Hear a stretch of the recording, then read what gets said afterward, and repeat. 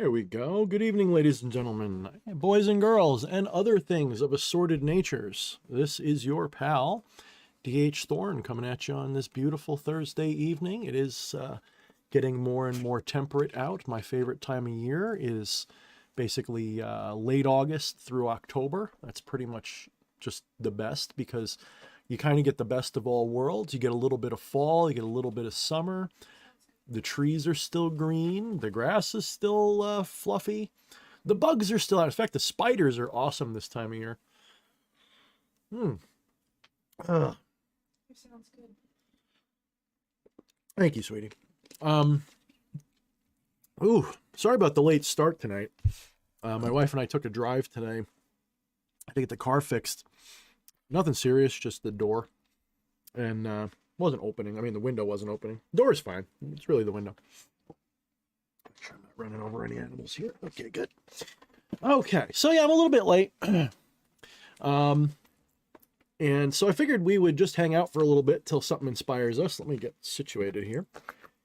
Okay, good. Whew, a little bit of a weird start tonight. Not quite so showmanshipy. Zach M says, it's that time of week again. Yes, it is. Gar says, yep, it's Thorne's Day. You know, a little bit of coincidence there. I didn't even know that when I set all this up. Wyatt had pointed this out a while back, and he had said that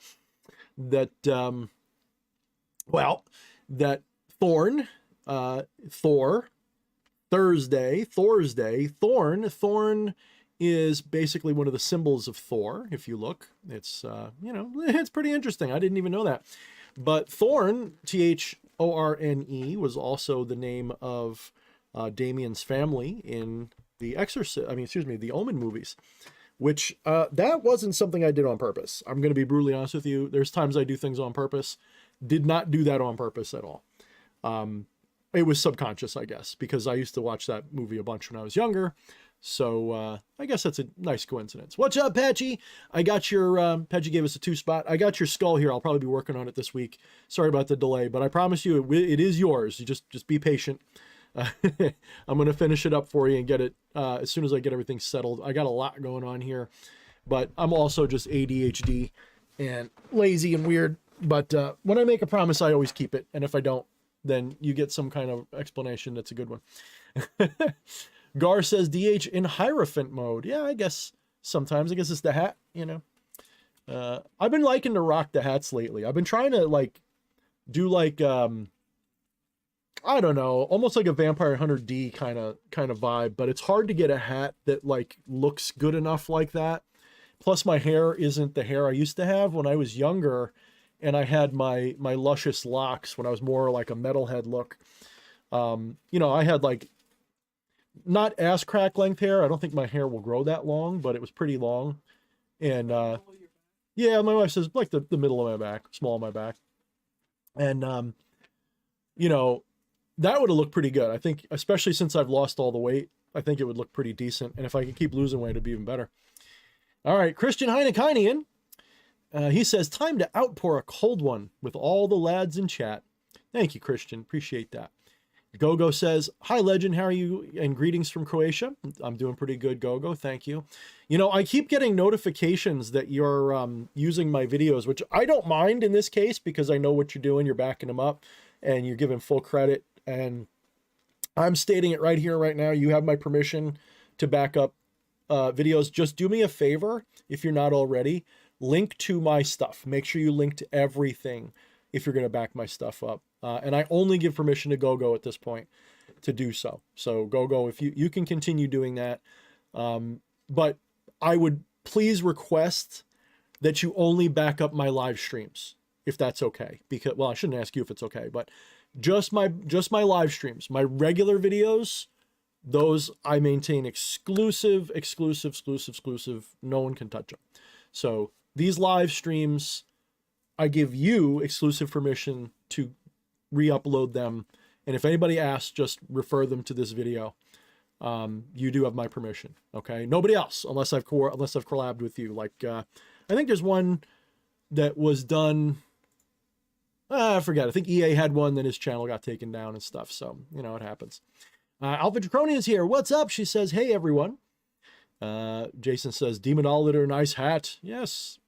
Christian, it's not a tapestry. That is actually a metal sculpture, which I'm going to be using in my temple at some point. But I really wanted to give it some airtime because I have fallen in love. I've been starting to take some sacred geometry courses, mainly the one through Randall Carlson on How To. Now, it's a little meandering, I gotta say. He is a fucking brilliant guy.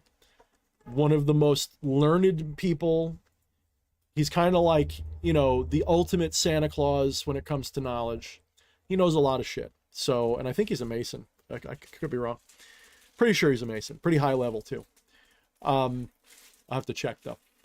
But his course on sacred geometry on HowTube, each class is like an hour, is like 2.5 hours, but like an hour of that is kind of wasted. Like, so it's a lot of back and forth with helping the class, because he did it in front of a live class, showing them how to use, like, you know, compasses and rulers and stuff. And it's like, all right, I don't care about that. But interlaced with that is some badass knowledge. And I've already had a fascination for sacred geometry, but not to the point where I dedicated any time to it. You know, I'm familiar enough with it because geometry is the one form of math that I don't have as big a problem with. Straight up math or algebra, I've got a mental defect. Despite having an IQ of around 140, that was always my failing. It was always kind of ironic. I'm great with logic. I'm great with all of that. 1 + 1 = 2. Great. But operations and algebra, trigonometry, calculus, it's all Greek to me. So that stuff don't work too good in my head. If you ever watch me trying to add up numbers for like a bill or something, I have to not use my calculator for everything, but I need peace and quiet. Like I'm not an accountant, guys. I don't do numbers too good. But geometry, relationships, you know, when I take IQ tests, especially when I was younger, my spatial acuity, my shape prediction, all of that, I pretty much ace those parts of tests. Like, that's the part I'm good at. So I'm pretty good at geometry. I'm just not necessarily good at the math part, but that's not complicated. Geometric math is not complicated when you're doing angles and shit. It's pretty easy. So that doesn't bother me. Woo. And I'm not really into Euclidean geometry. That's just that's just used for mundane purposes. I am fascinated by sacred geometry. I always have been. I've always been looking for the perfect symbol, if that makes sense, that sort of speaks to me as something that represents how I see things. The Trinity has always been my strongest connection, but I love, obviously, Metatron's cube, which that is what that is, for the simple fact that it's got triangles all out the yang. It's got every shape. It's got every polygon, every three-dimensional object, you know, of a normal object is there. All the basic shapes are there, and I love it. It's a great symbol. So, and there's a lot of ways you can use it in magic, which I will be just looking up, but it's not really super, super important. But as a all-in-one omnific symbol, I love it. It does a great job for that. So that's what that is, in case you were wondering, Christian. And I actually have a 3-dimensional version of it that I got in one of those, I don't know. I don't think you guys can see it. Probably not. It's probably not going to look right. Let me see. Oh, you can kind of see it. There we go. So it's a 3-dimensional version of it in a crystal ball. So it looks pretty dope on the light, but I don't have it lit up right now. So it's pretty good. But yes, it's got basically every platonic solid, and it's got other stuff in there. It even has 4-dimensional geometry, at least the 3-dimensional version of it. You have. It did, yeah. And it's got, you know, it's got a hypercube in there, basically a tesseract. It's good shit. So I'm gonna keep going with it. Definitely gonna keep going with it. Yeah. So Ramesh Kumar says hello. Twisted Jack says was about to say Thorne. Nice. Patchy says loving the hexagram in the background, and you good, brother. Thank you, Patchy. Love you, brother. Hope you're doing good. All right, Twisted Jack says D was my favorite vamp and first anime to find. Was it? For me, no, Robotech was my first. Was it? I think it was Robotech. Robotech was my first. Of course, it was Americanized when it came to Saturday morning cartoons. So, but it was still technically a Japanese anime, even if it was re-edited for American audiences, because it still retained basically all the same stuff. It was just Americanized, but good stuff. My second anime that I know that was an anime that I can remember anyway, besides Robotech, even though a lot of cartoons when you're a kid were Japanese in some way, would have been Unico. This is going to be corny, guys, but, you know, I did do that episode with Amdusius where I revealed that I'm not quite a brony or anything, but I do like unicorns. I think they're cool, especially, you know, you could goth them up a little bit. They don't all have to be girly chick ones, but nothing wrong with that if you did. Yes, Hardcore Zombie. I had long hair all over my head only up until, I don't know, just before I came on YouTube, really. I probably have some videos on my channel, private videos, where you can see my hair long, but I was such a... About 7 or 8 years ago. I think it might have been 7 or 8 years ago when I cut it, yeah. And I just did it for fun, because I always wanted that, you know, I always wanted the undercut as an option. Like, there was long hair Thorne, and then I always liked, well, mullets kind of were lame, but I always liked, you know, like braids, dreads. Not really dreads though, because dreads weren't really my thing, but I always thought they looked cool, if that makes sense. Like, I wouldn't wear them, but I thought they were cool when they were done right. But I like tight braids better. And I like more of like, I don't know, like a tribal look, you know, with the sides shaved. So, and then once, I forget what the final straw was. I don't know if it was after Vikings came out. And I just said, you know what, I'm fucking doing it. And I don't know if I did it just before Vikings or after. I think it was after. You did it just after. Just after. And I'm sure some people are like, oh, he's just trying to be like Ragnar. I'm like, dude, I've been planning this for years. I just never had the balls to do it. So, but I did it. And it was a little, at first it wasn't quite right. And it took some work. And now the big thing is, you know, as I trim my hair with my buzzer, because if I don't buzz it, it'll grow. Like, I have a full head of hair. I'm not bald yet. And I've always said, once I start going real bald, I'm just going to shave it and get it over with, because I don't care about being bald. I just want it to look okay. Like, being bald's fine. It's just, I want it to be by choice or something, you know? But yeah. Let's see. Jason says, hey, DH, glad to be here. And thank you for your live streaming. You're welcome, Jason. And tomorrow we will talk. I hope you've been reading the book, by the way, that I gave you the clue on. It's a short book, so I hope you got somewhere through it. If not, we'll find another thing to talk about tomorrow, but I think that'll be fun tomorrow. Let's see. Jose Munoz said, let's see if you got his email. Who's that? Jose Munoz? Oh, I don't know. Yeah, I'll have to take a look. Email this morning. Let me see if I can find, if I got anything. Let me see, Jose Munoz. Switch accounts. Oh, yep, there it is. I haven't been looking too much, but okay, good.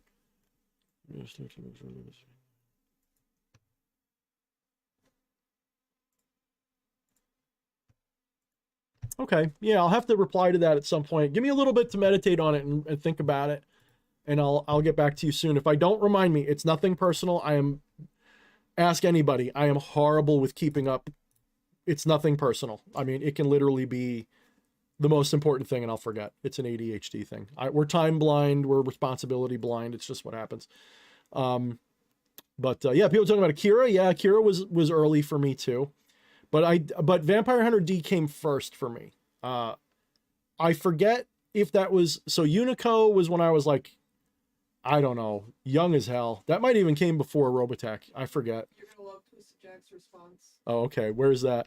Says, TH, you made me remember the Last Unicorn was my first anime. Now, I don't think Last Unicorn counts as an anime, though. Yes, it was animated. But, because I fucking love Last Unicorn. I have fucking receipts right here that I can prove it. I'm a freaking weirdo with this crap. One year, I forget it was for an anniversary or a birthday present, but I had found these as a rare edition collectible. And so I was like, oh, hell yeah. So just to have, I got this bad boy here.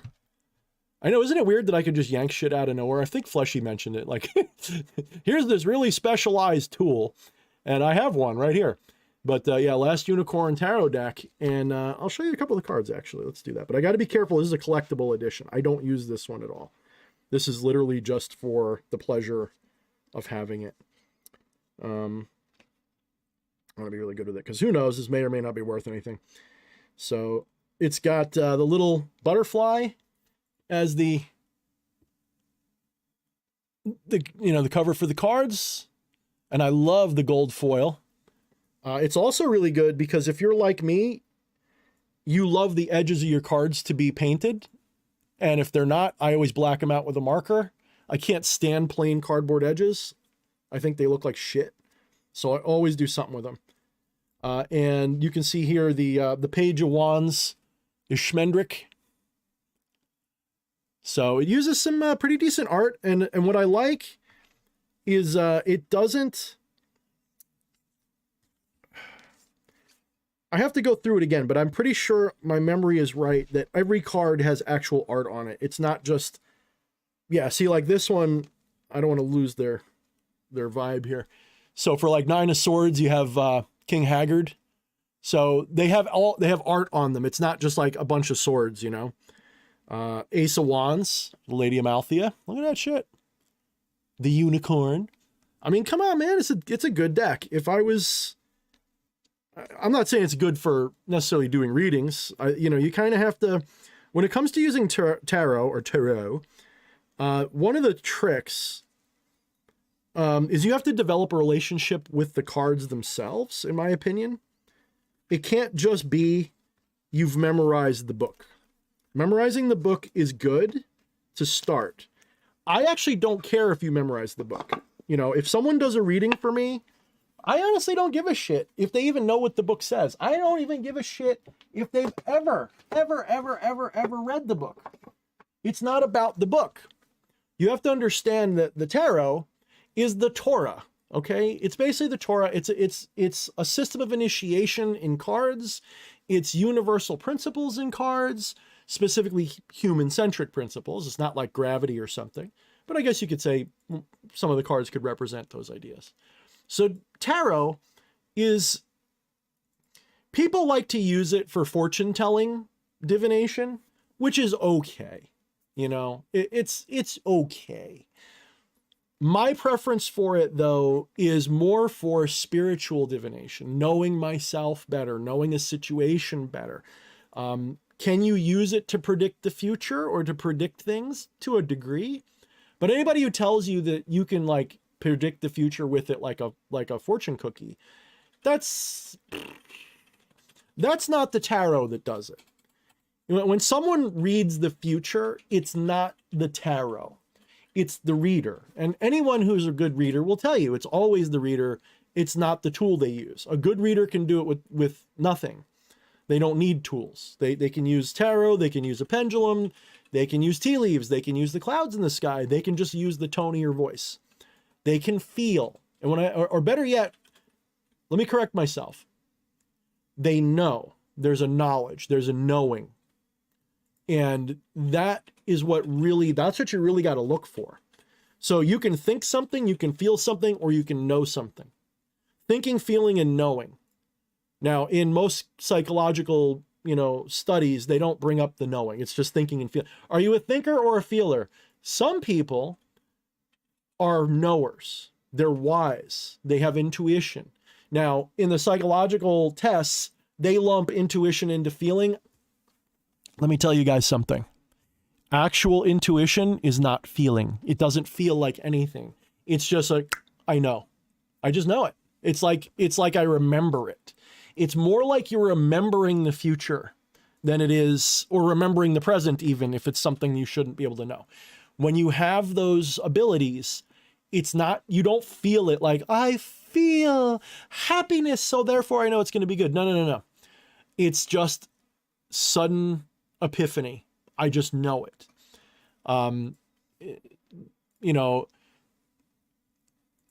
It's weird when it happens. If you've ever experienced it, you know what I'm talking about. Otherwise, it's hard to explain.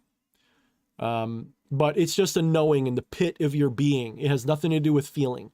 So divination, real divination, mainly mainly revolves around knowing. Yes, thinking and feeling are important because the knowing, you should be able to discern from when you really know something or when you're just feeling it or thinking it, like if it's wishful thinking. And that's one of the reasons why I don't like to do many readings for myself if it's something that's really important to me, like, is that bump cancer? Don't worry, guys, I just made that up. Is that bump cancer? Well, I don't want to use my tarot for that or anything really, because my own desire for it not to be will get in the way. And it's difficult unless you enter deep trances and stuff to not do that, which I can do. But you know what? I only use things like tarot as sort of a cheat when I'm distracted or when I don't have any clue at all. That's the only time I use it. And that's usually for the best. In Become the Maelstrom, I had, quite a bit to say about tarot.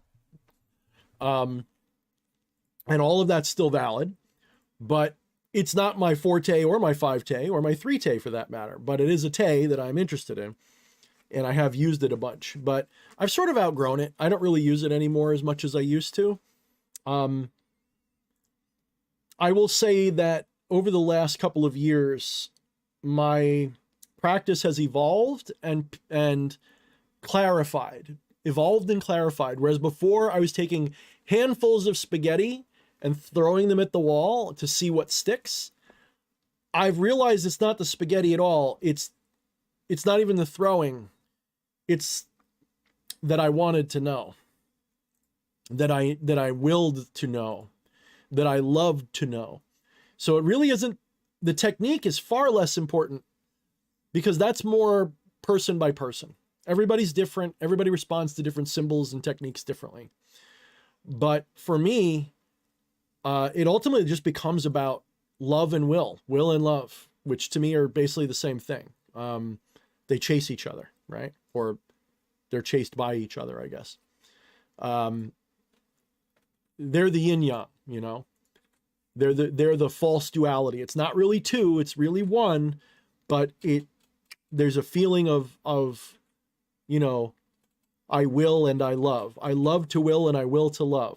I love that which I will and I will for that which I love. And they can't be separated. I know some traditions like to love under will over love. That's like placing the yin over the yang or the yang over the yin. When someone says like love under will, they're basically saying, the codified language I believe that Crowley was actually telling you was that love and will are yin yang, because in most traditional default yin yang positions, the yin is on the bottom and the yang is on the top. So yin yang, right? So yeah, that's an important thing to keep in mind, right? So, all right, let me go to the chat now. I've been missing some things. I saw a big one from Gar. We got to talk about that. Let me get to that in a second. Majestic 12 liked my recent video on black magicians. I don't know which one that was. That was probably like last year. I've been, Majestic, I have been really bad lately with content creation because the world is insane and I'm too busy fixated on that and trying to write my magnum opus, at least the current one. And I'm constantly I'm at a deficit for free creativity, if that makes sense. I am plugging everything I have into these other things. And I have evolved so much over the last couple of years in terms of spirituality and magic. There are days it actually scares me and I have to ground myself. I'm not saying that like, oh, look how great I am. It's actually, it's almost like you get put on a crash course, and it has nothing to do with learning the traditions. The traditions are just a gateway. They're a syllabus. They're a school system. It's like learning calculus or something. All of them are valuable. All of them have validity, but the goal is not to memorize the system. It's to memorize the lesson the system's teaching you. And by system, I mean everything from a religion to a magical order. These things are syllabuses. They are curriculums. And they are actually, you know, I apply like a martial art philosophy to it.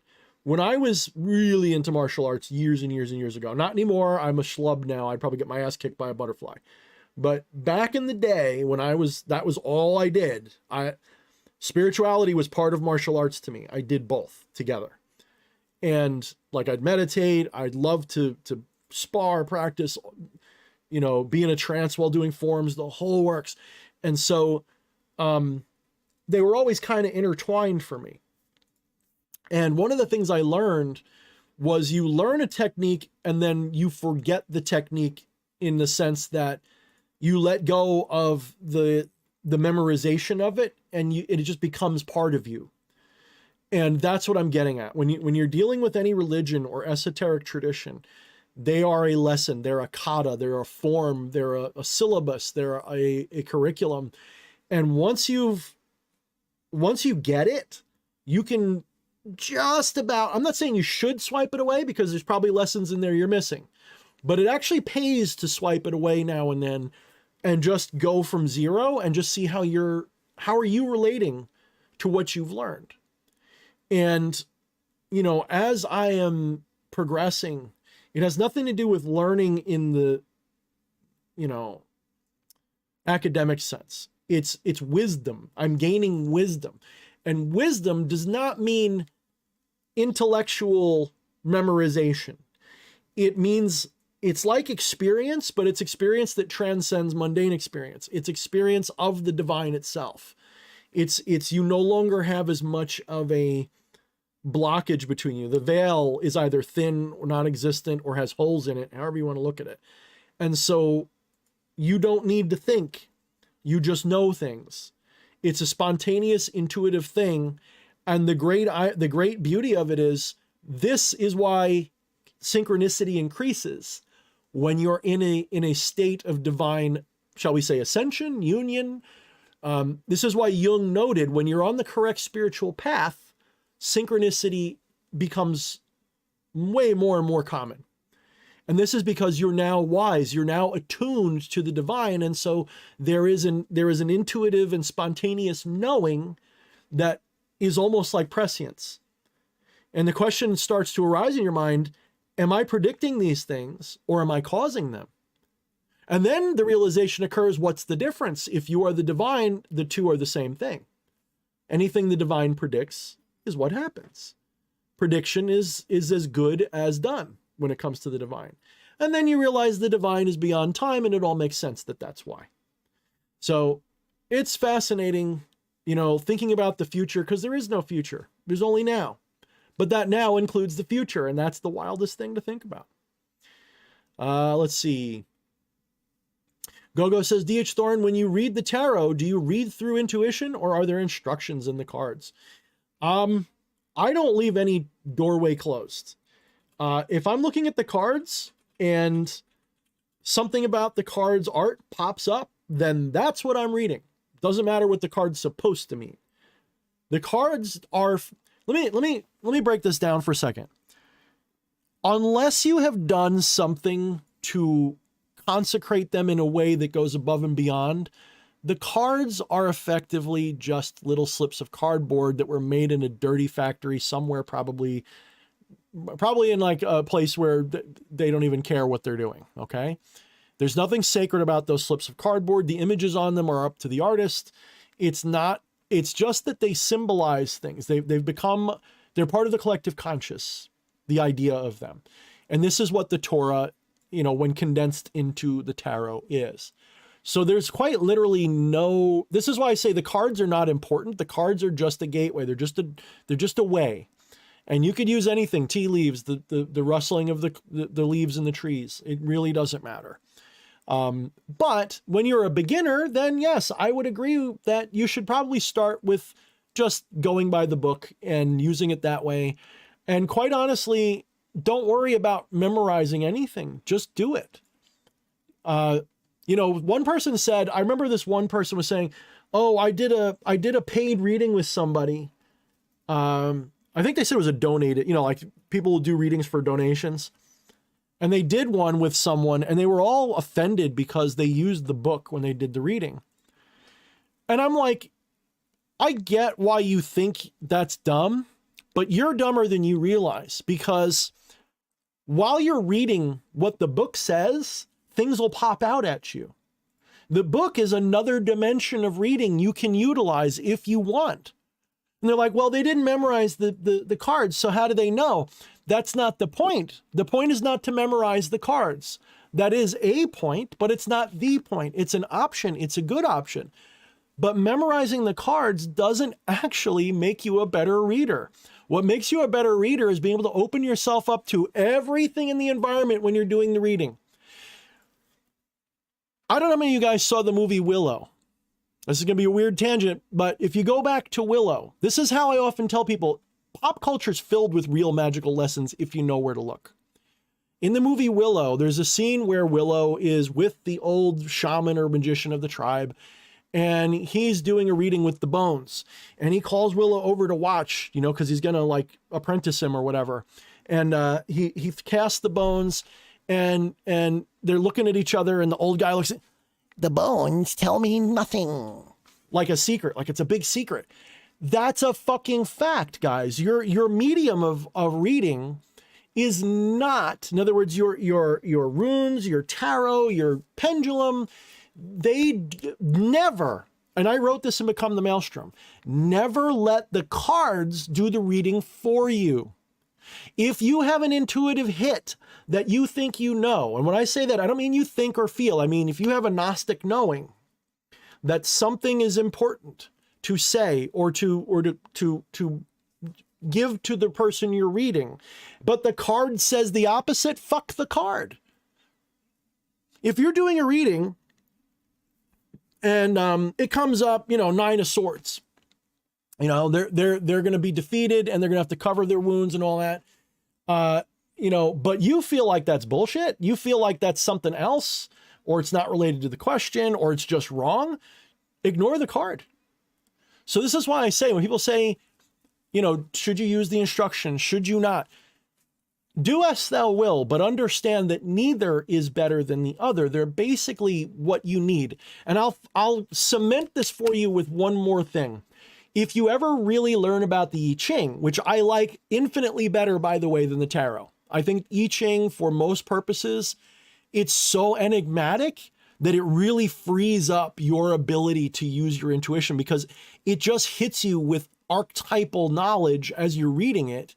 And it seems like gobbledygook, but as you're reading it, your brain, your mind, your intuition is flying through that, what you're reading, and you're getting hit after hit after hit. And so is the person you're doing the reading for.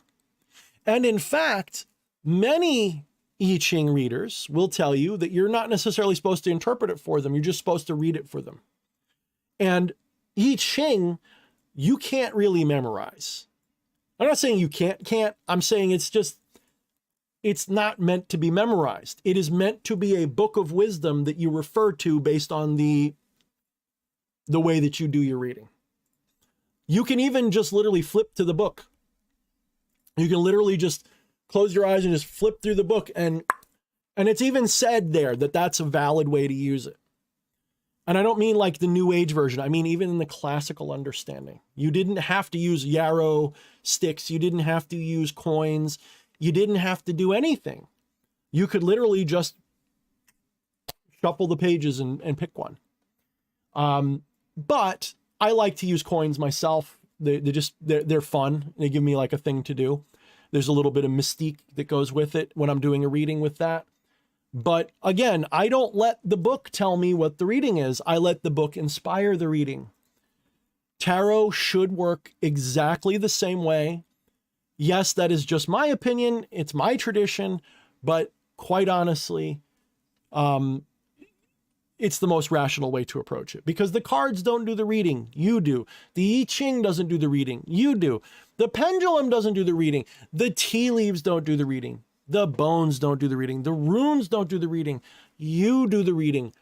Period. End, stop, full, end of story, done, completed. Drop everything else.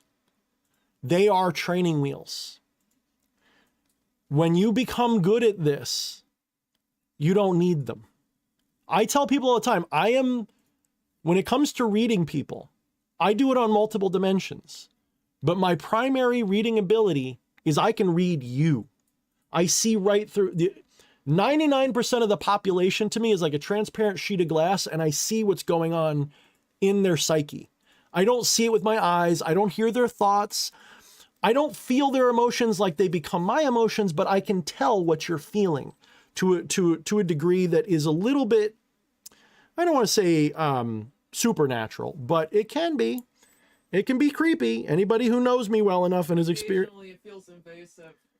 You want to say that louder for the kids at home? Occasionally it feels invasive. Occasionally it feels invasive, my wife says. And I can understand why.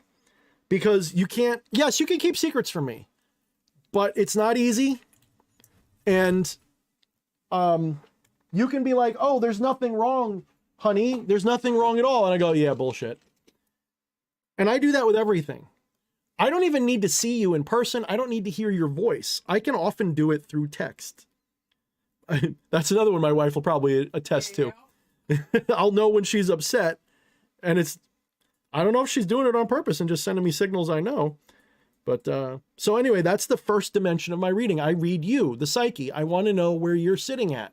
I want to know what you're like. What are you feeling? What are you thinking right now? What's your mood? And I'm so sensitive. I can tell. So I have a technique. When I meet somebody, I overshare a little bit. And I do things to get them to give me a baseline. I try to get them excited, happy, mad, sad. And I don't do this like as a plan. It just happens that way. I do what I can to get as much. I try to get reactions out of you. So I sort of learn your baseline, you know? And then once I get you, usually takes me between 30 seconds and 5 minutes. And I start to get a bead on you. And then it's like, okay, that is the ultimate secret to charisma. Charisma is not a one-sided thing where you do a technique and everybody likes you. Charisma is actually a form of reading. To have good charisma, to be charming, to be a cult leader, you have to be able to read people. You have to be able to know, is what I'm saying penetrating you, or is it annoying you? Like, I know when I'm being annoying. I know when I'm being an arrogant prick. I know when I'm doing it. Most people don't. They're just doing things habitually, or they're doing things reactionarily. But there's a lot of awareness when I'm communicating, because I'm aware of both sides of that communication because I'm reading you. And it's actually debilitating sometimes, because when I'm at a party or a public thing, there's a reason that I end up in a corner of the room, because I can feel people's reactions around. I can feel what people are, I can feel how they are reacting to me, to my energy, to what I do. I can tell whether they're liking me or have questions or whatever.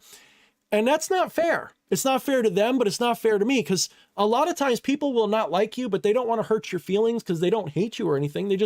You're not for them, right? You don't vibe with them, and they don't want to have a mean feeling towards you. They're not trying to make you mad or hurt your feelings. They're trying to be polite and civil, but I can tell. I go, yeah, they don't like me. I know they don't, but they're trying to be nice about it. So I have to choose. Do I confront them? Be like, I know you don't like me. Don't be so full of shit. Or do I just accept it and just be like, they're trying to be polite and civil? That's usually where I go. I usually just accept it and I don't worry about it, because there's people I don't like and I don't want to hurt their feelings. I just don't like them. They're just not, they're I don't know, hypothetically, which doesn't matter to me because I'm not into sports. They're a Yankee fan and I'm a Mets fan or something. So we can't really be friends. You know what I mean? But it's nothing personal. It's just, I don't like you, which is personal, I guess. But so that's layer one. Layer two is then there's an intuitive knowing, spontaneous knowing, synchronistic knowing. And at that point, once I got a good baseline reading of you, your character, your persona, your psyche, then I can start to read you. And I can tell when you're making good decisions, bad decisions. I can usually give you good advice pretty quickly. So when I augment that with a little bit of something like tarot or I Ching or a pendulum, just to give me a little extra window, something to go on besides just myself, then it takes on another dimension. Now, does that mean I can predict your future? No. But guide you, I can. That sounds like Yoda. Guide you, I can. Guide you, I can. Absolutely, I can. I just can't predict your future. I'm a light bringer. I'm not a future maker, right? So that's what I do. All right.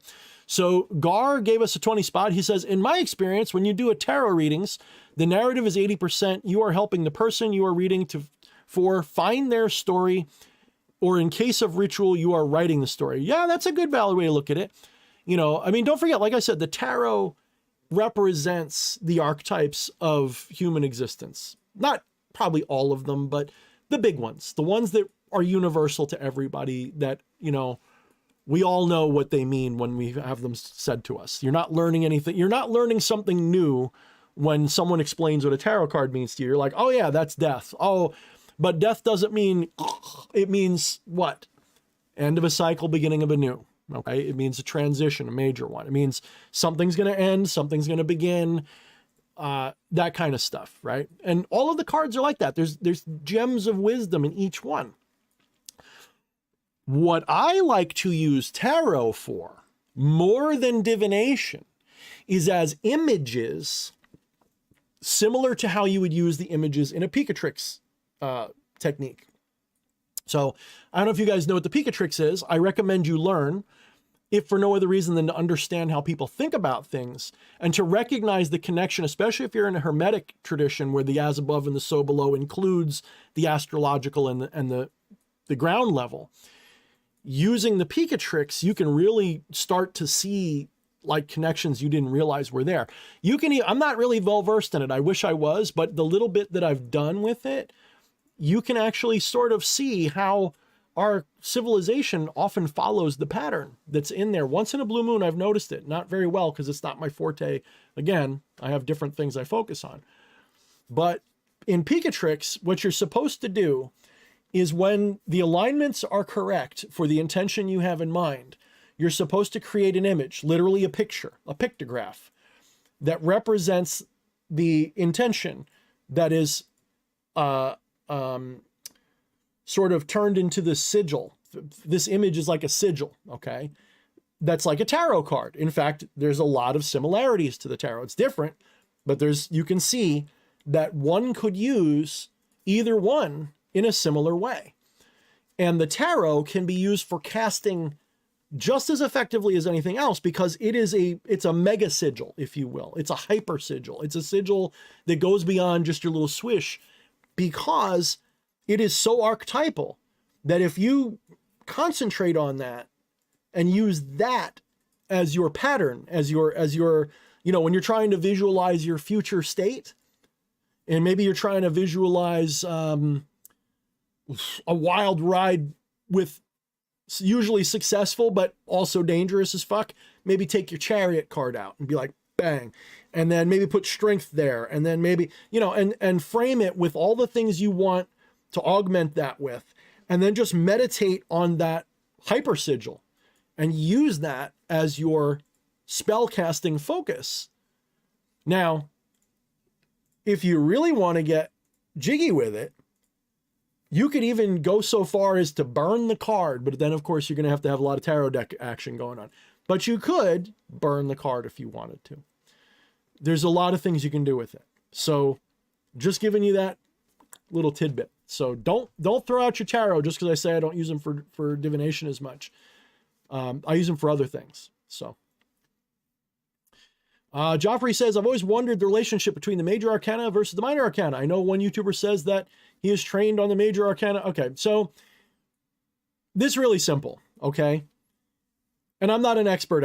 I'm just adequate, okay? I know enough to have written a decent chapter on the subject in Become the Maelstrom, but there's people who know so much more than I do. But my opinion on it is that the major arcana, that's basically your alphabet, because it's basically connected to the Hebrew alphabet. Numbers, alphabet, the whole works. And it really represents the cycle of alpha to omega, okay? The one to the end. And it has a cycle.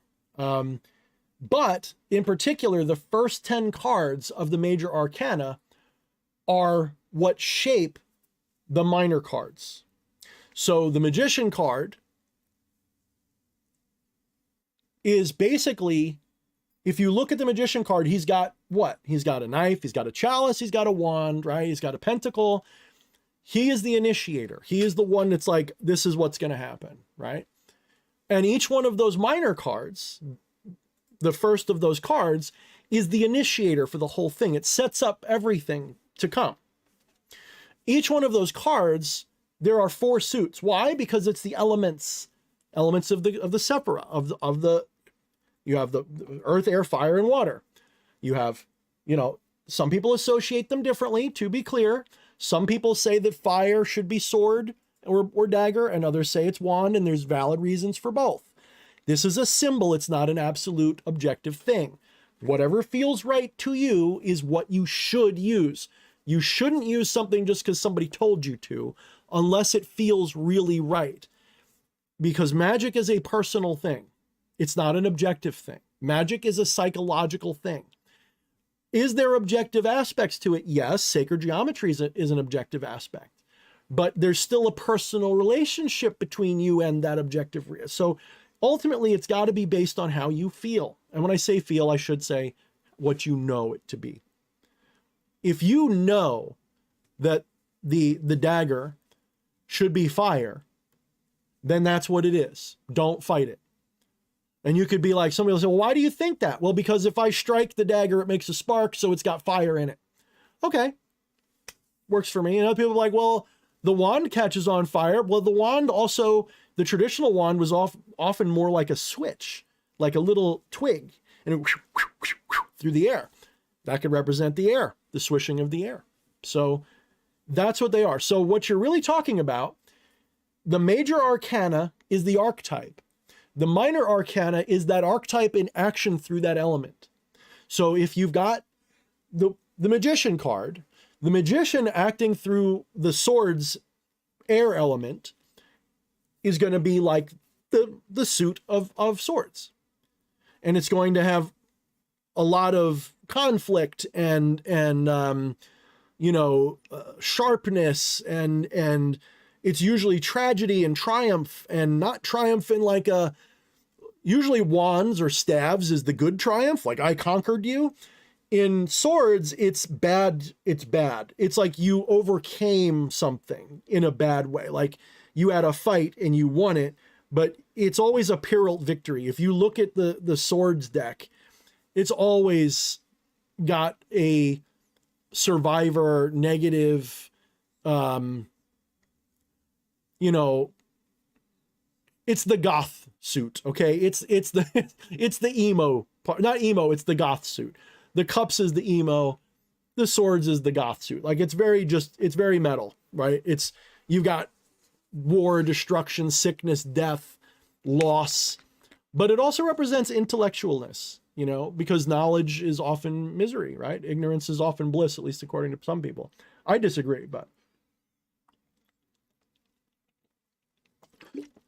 Whew.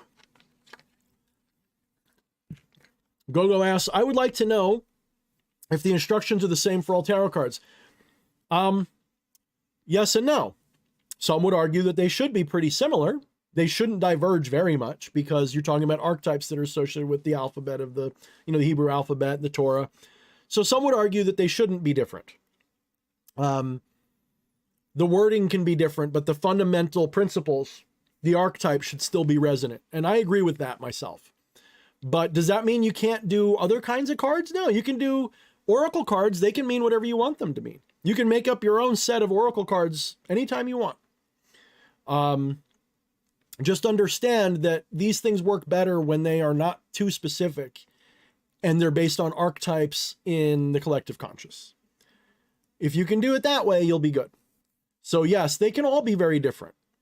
That's why I don't care what the little book says, because the archetypes, the fundamental pattern is what matters. And that's pretty universal if you know what they're trying to say. Probably the coolest video I saw on the subject was Damien Eccles. And I concur with him completely. That the tarot represents the cycle of initiation. Well, the majors anyway. Because if you follow the pattern of those cards, they take you from absolute nobody through initiate to initiated to master to, transcendent. You are the universe, right? Or you're the world, which means universe, because when they say world, they don't mean planet Earth, right? The ancients, when they didn't have this conception usually of the world and a universe, okay? The world was everything. The world was everything. The world was the universe to them in a lot. Yes, there was a heavens that was separated from but it was still the world. And we even know this because when we even say today, such and so lives in this world, in that world, whatever, it's like we're saying in their own universe, right? So when you get to that final card and it's the world, it's basically union with the divine. It's the absolute. It's you have reached the totality. You have expanded your consciousness into the fullness that there is. You've ascended. So look at the cards like that. This is why the major arcana, when they pop up in a reading, they tend to be more important because they represent milestones of your development rather than things that say next week your hair is going to catch on fire. Whereas the minor arcana usually has to deal with the day-to-day shit more. What is it? You get, I don't know, you say 5 of cups, right? And you look at that and go, oh, that means that you're kind of focusing on the bad things because you still have several cups that haven't knocked over. You're looking at you're being a pessimist, or you're looking on the dark side of things. And but that's an everyday thing. That's not an archetype. That's an everyday life thing. 2 of swords, you got difficult decision to make and there's going to be heartbreak, 2 of pentacles, you got options and they're both great. 2 of wands, you've got a choice to make and they're powerful choices. It's a crossroad, but it's open. There's no heartbreak waiting for you, and this is how they all work. This is how they all work. But these are day-to-day things. The majors are life, like these are standing stones in the river of time. These are things you are going to encounter in your life, sometimes many times till you learn the lesson, and you'll still probably keep getting it because you still got to keep reinforcing it. So powerful shit, obviously. I think it's very powerful stuff. I just don't like to use it as a fortune-telling divinatory tool anymore. It just kind of lost that for me.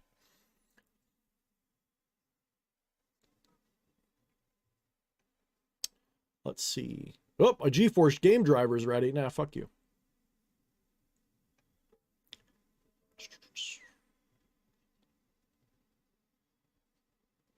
Give me a minute. I'm reading all your things. Yeah.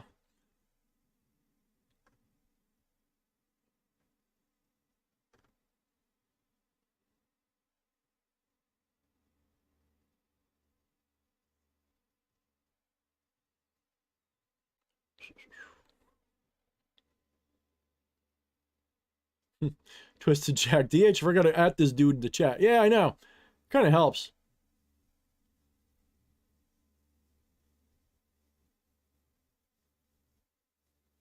Just give me a minute, guys. I'm catching up on your chats here.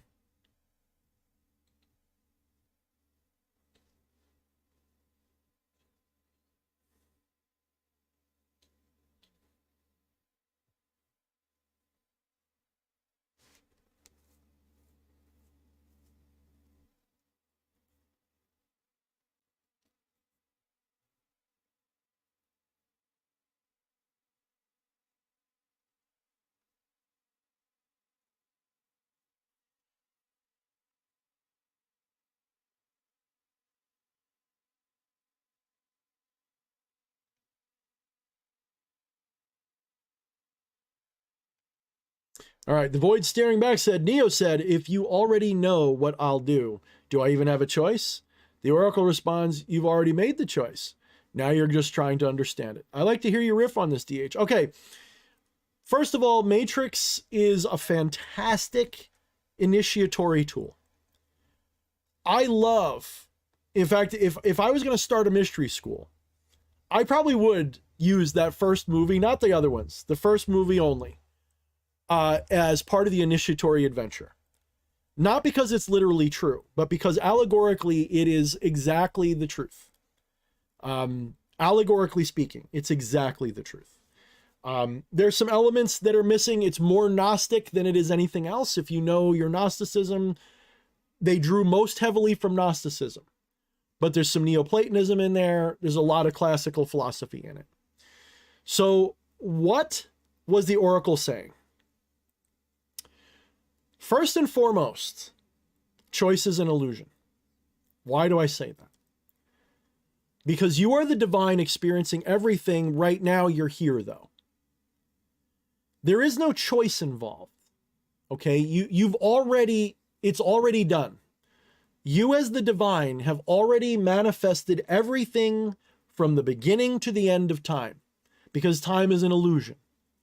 Everything is already there. So what you got to realize is right now, you're not living a life in a time that is evolving. It's more like you're going through your memory of something you've already done. It's closer to living a memory. Though it's not, it's closer to that than what you think. So even science would concur with this. You ready for your mind to get blown and swept out the door? If you're a materialistic person, which if you're following me with any length of time, you should not be. But if you are, that's fine.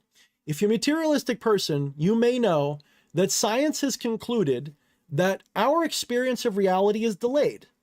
The reality that each one of us experiences is anywhere between 0.02 of a second to 0.2 of a second off from actual time.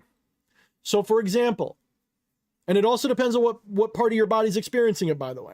So for example, if I'm walking through my house and I stub my toe, it takes a measurable amount of time for that signal to reach my brain to process it, and then for that to become an experience. Again, I'm only using the materialistic model because I'm not that anymore at all.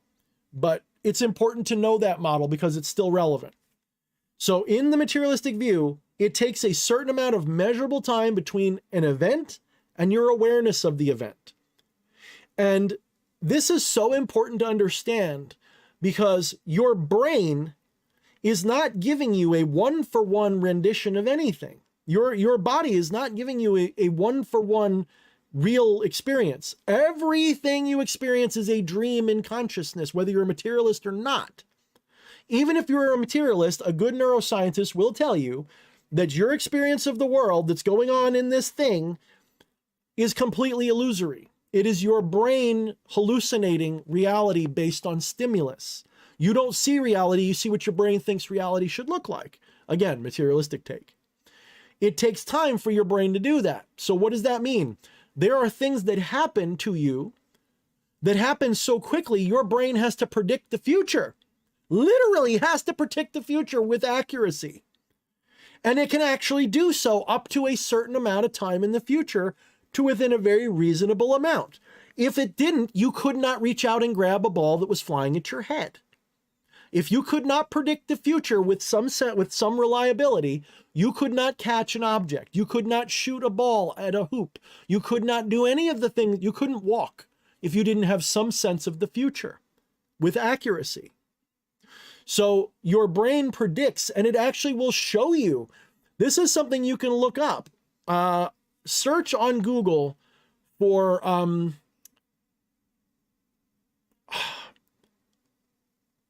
there's a test.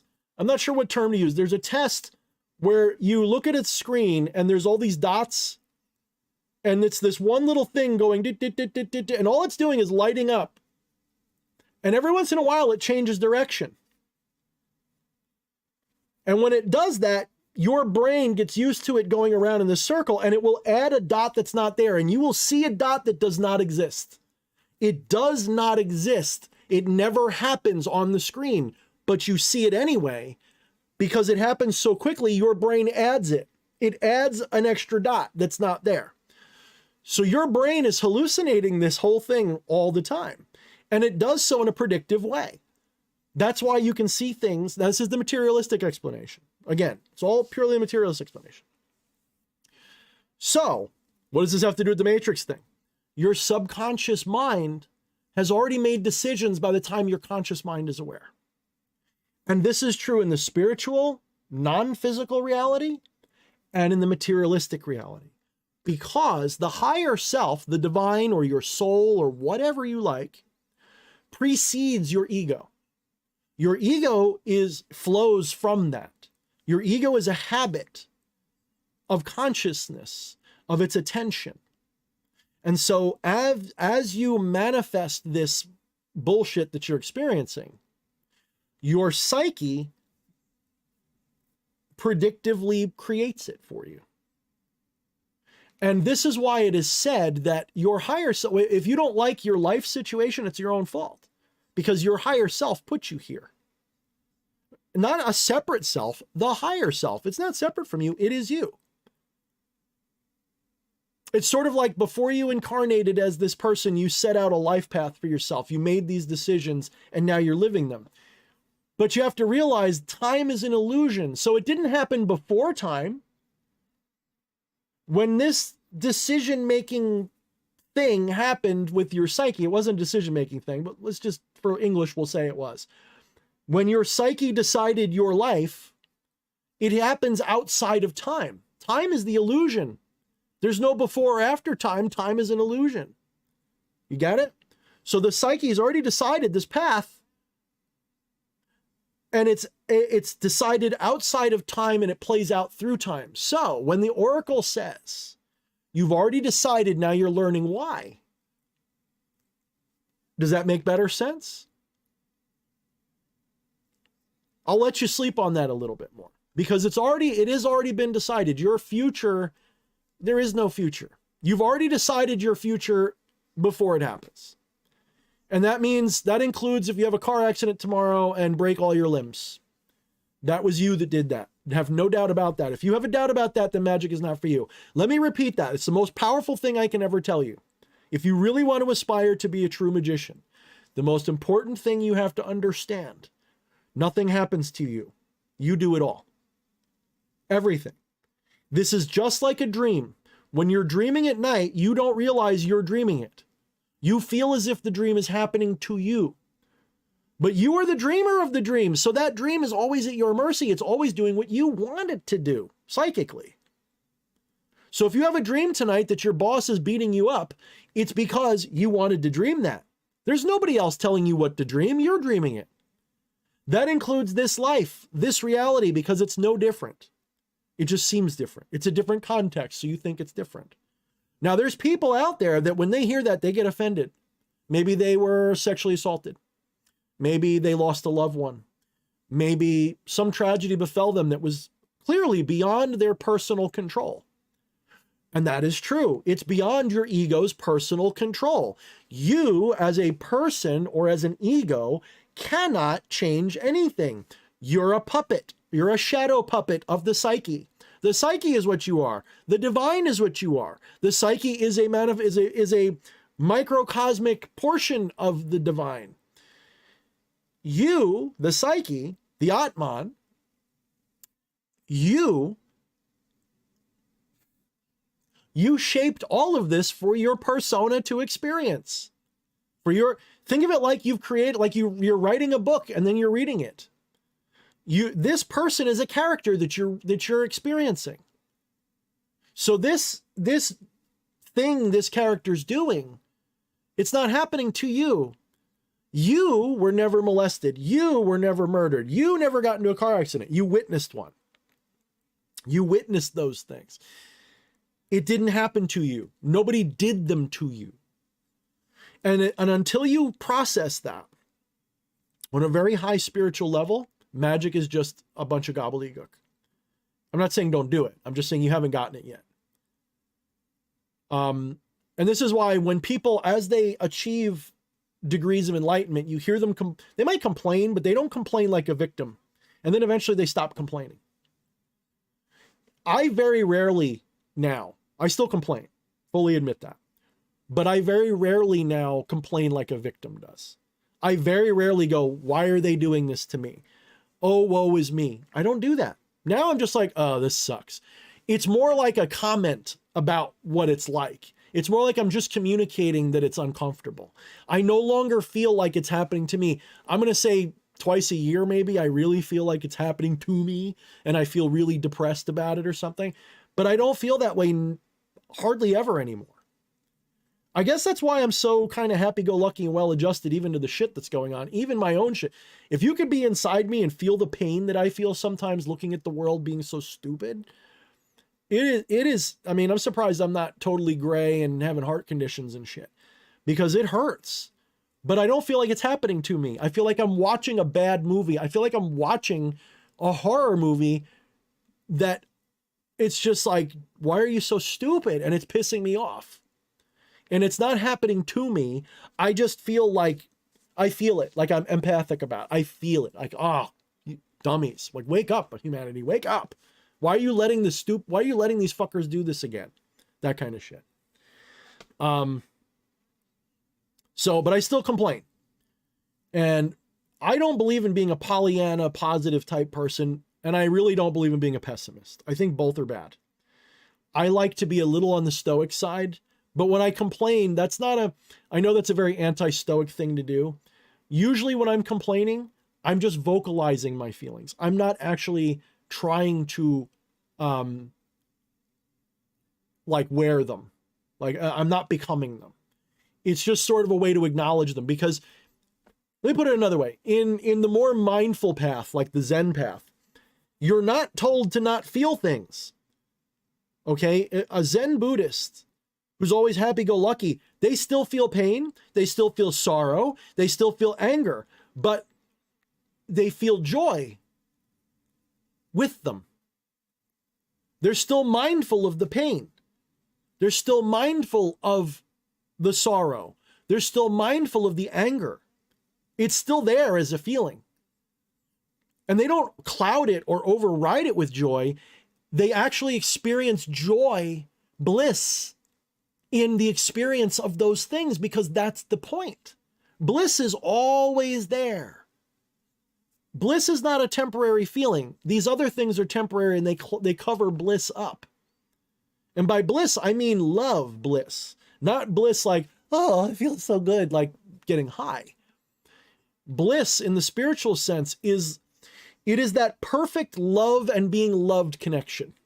If you've ever been in deep love, like especially early love, when it's so pure and so strong and so there, early love is a little bit, it's like 1% of the bliss of being transcended. When you're in like Turiya or something, in deep gnosis, deep samadhi, deep Zen, that bliss, it feels like love, but to an ecstatic level. It's so, and it's not an intense, this is the part that I'm fucking up on, because it's not an intense feeling. It's a knowing. It's not a feeling of love. It's not like you're feeling like, oh, I'm so in love with everything. No, it is a knowing of love. It transcends feeling. So it's not even intensity. It is a total enrapturing of that. This is why people long for it. This is why people will spend their lives devoted to achieving a state where that is their norm, or so that they can discarnate when they die, or even before, I suppose, and hit nirvana. Nirvana is just that feeling of love and contentment at all times. That's what you get in the embodied state, is that. And it's very powerful. So, yeah, hopefully that works.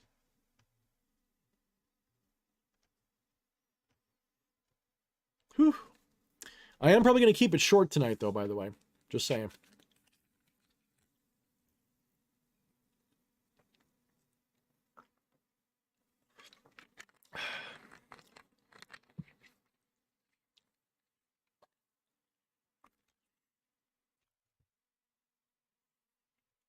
Twisted Jacks. He's like, excuse me, my chatting tonight. I'm just got used to babbling to my sister. Nah, it's cool, dude. As long as everybody's being nice to each other, I don't give a shit.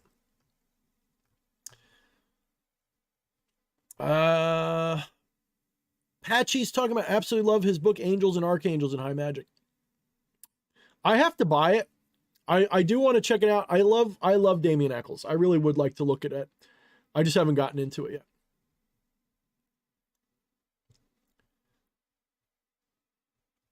Ooh, I like the sound of that, Christian. Christian says he's working on an Oracle deck. I like the sound of that too, especially if you're using things that are really strong in the collective psyche, like the Twin Towers is almost like the tarot card. I mean, the Tower card.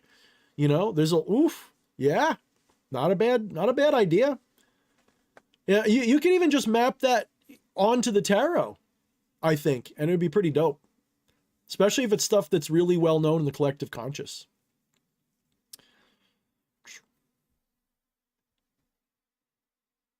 That's actually a really good idea.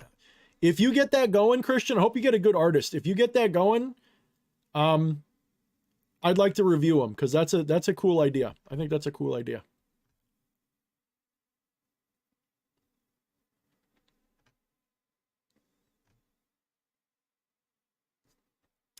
But I would like to touch back on the thing about, you know, you got to realize you don't have a brain, guys.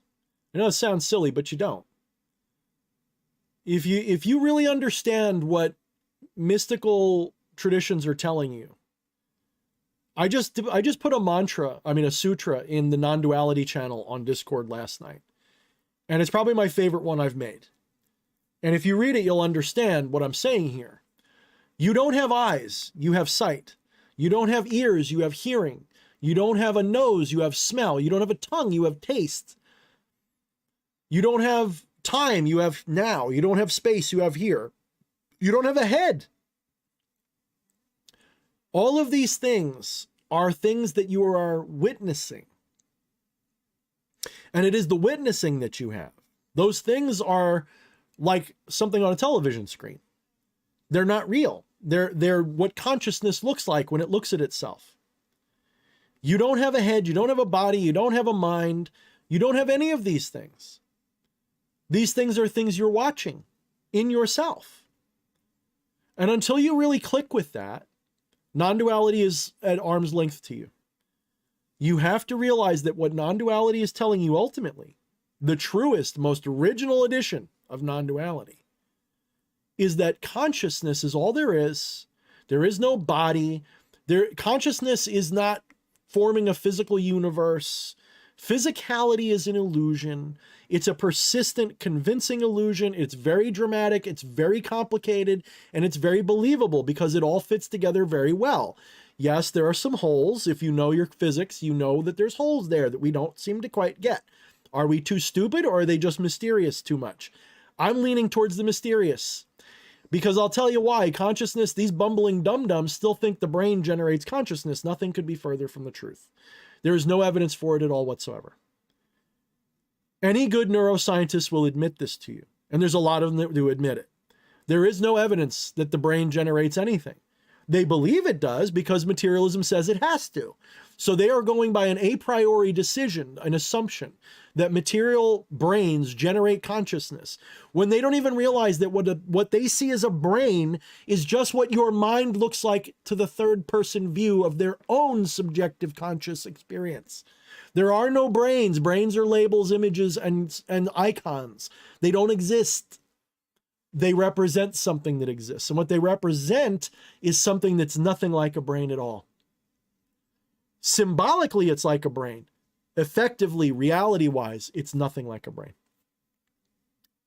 And good cognitive neuroscientists, for example, one of my all-time favorites, Professor Donald J. Hoffman.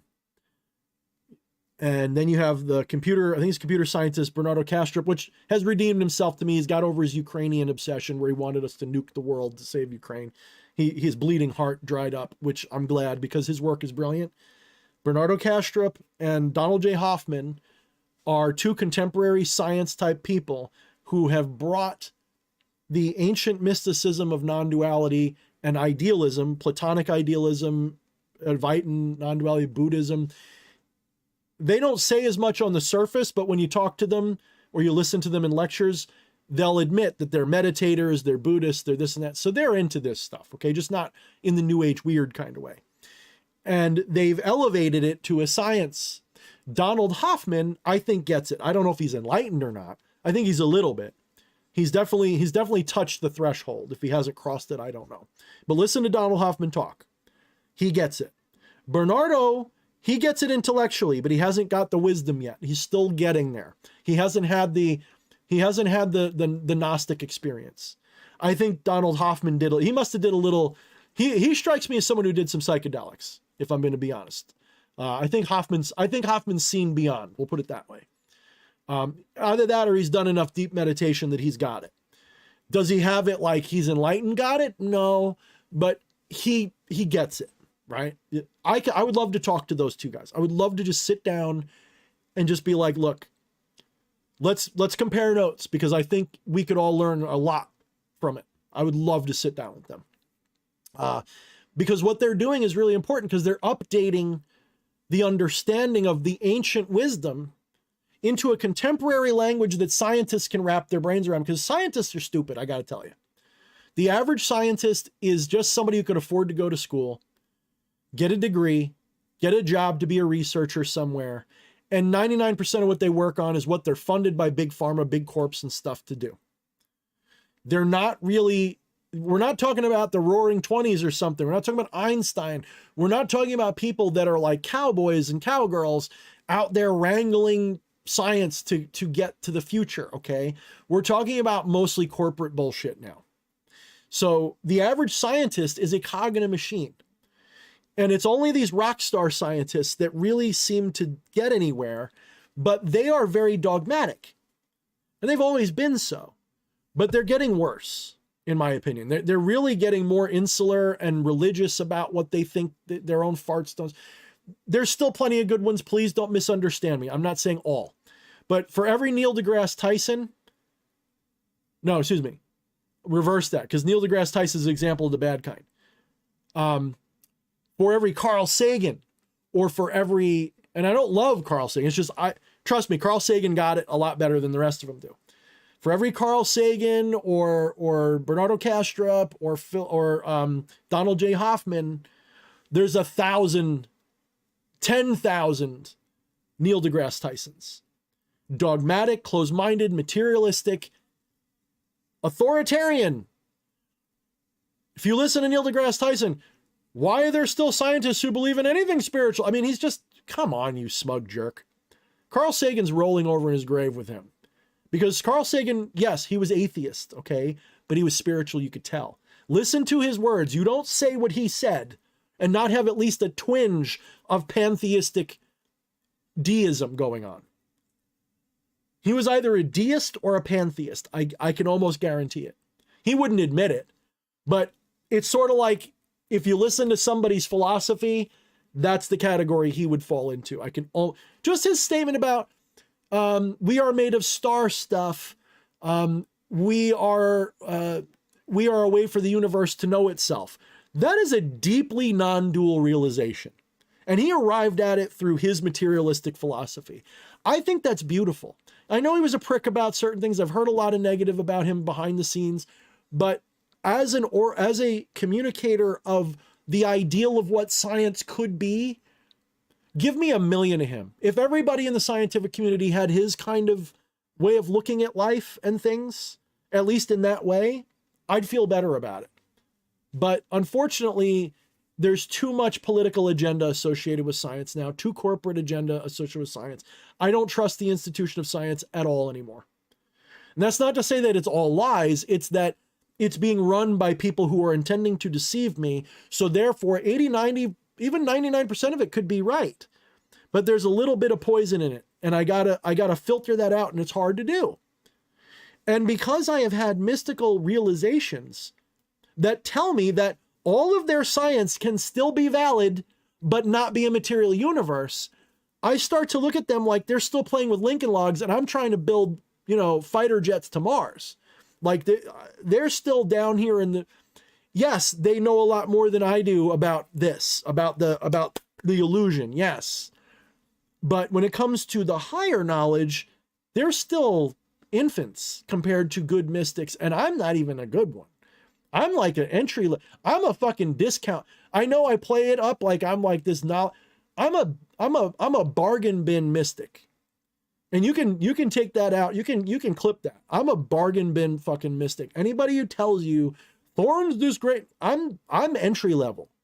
There's dudes somewhere in the world smoking a cigarette backwards, you know, like that, like you know what I'm talking about? Like there's dudes out there, they got I don't even have anything, but I like to pantomime this. It's more fun. No, not that. Here, I'll use this thing. You know, most people smoke a cigarette like this, you know, or whatever. No, there's that. They're not even doing it this way. They're doing it like this. They got that shit backwards. And if you understand, they're like, you know, and that shit's got a little opium or something in it. They're on another fucking level. They see the universe with 12 eyes, not 2, not 3. There's people out there that are like that. They really exist. I've never run into one, but I know I can feel them out there. Because I know I'm not at the top of the game. I know I'm not. I have so much more I'm trying to learn and realize and figure out, which is a rare admission for me, I admit, because I always talk like I know it all. But in all honesty, I'm a bargain bin mystic, motherfucker. So if you guys get this much out of me, imagine what you get out of those people if you could sit down with them for 20 minutes.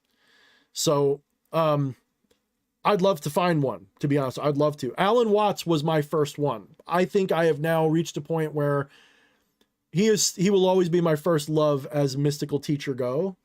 But I think I've graduated. Doesn't mean I don't go back to him and learn new things. It's just that I think I've graduated. You know, he was my first Jedi master. I'm no longer his Padawan. And now I'm my own Padawan. Which I think is the only way to do it, because external gurus and spiritual teachers, they only get you to the point where you can be your own guru. And that is confirmed by just about every real tradition. They'll tell you, you reach a point where you don't need a teacher. Then you really start to learn. Well, I'm kind of at that point. I don't want a teacher, really. I want to just teach myself. And I listen. I find my lessons in the world. I don't need to be taught by anybody. I know how to listen to my own intuition and follow where it's guiding me. And I've learned how to find lessons in everything. Just yesterday, I had a wild epiphany, which I'll probably tell people about another time. And I told it to my wife, and she's like, that was pretty beautiful. And it's like, stuff like that just comes to me, and it just comes clear. I don't have to get it from somebody, and it doesn't have to be anything special. It'll just hit me sometimes. That's how I know I'm in the right vein. And then later, of course, because I try to be objective about this, because you can deceive yourself, I'll go look up the things that I've realized, and I'll see if there's any other traditions that say something similar. And sure enough, something that I've realized is like, yeah, that's what's said in that. And I'm like, oh, okay.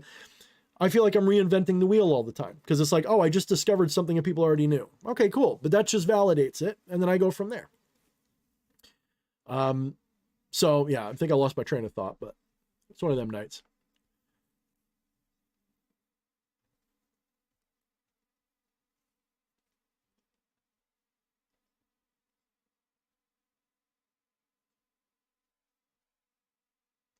Void Staring Bass says, I wanted to support the channel regardless, but that freestyle was well worth the money. Well, thank you, Void. Thank you very much. I appreciate your support, my friend. Believe me.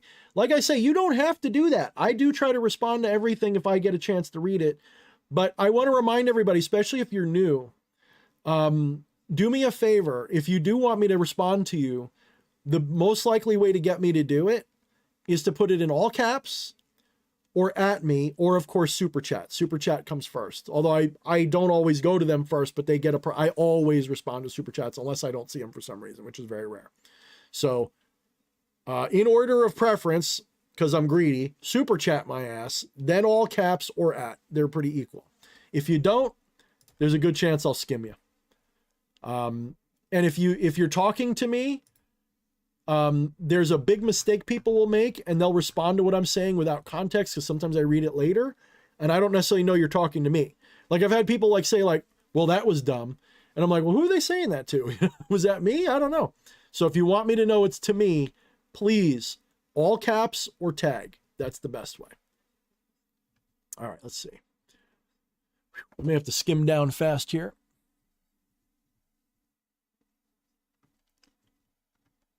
Jason dropped a 5 spot. Thank you, brother.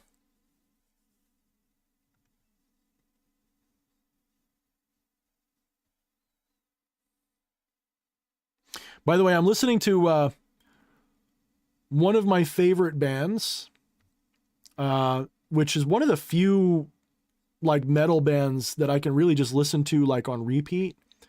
Kal-El, Kal-L. Basically, it's like Superman's name, you know. And one of their albums, which one is it? Where'd I go? Oops, I didn't mean to do that. I just lost it. Where is it? Damn it, got to scroll again. I slipped up, guys. Dark Majesty. Oh my God, that is like the best freaking album. So I like stoner metal. I like grunge metal. And I guess I would say Kal-El is like, it kind of straddles like that stoner metal and like space metal. It's like, it's interesting. It's good shit. It really reminds me of like Heavy Metal, the movie, that band. They really do. There's something about it. It's just, let me give you a little hint. If you're going to be using a little chemonosis, something like that'll take you far.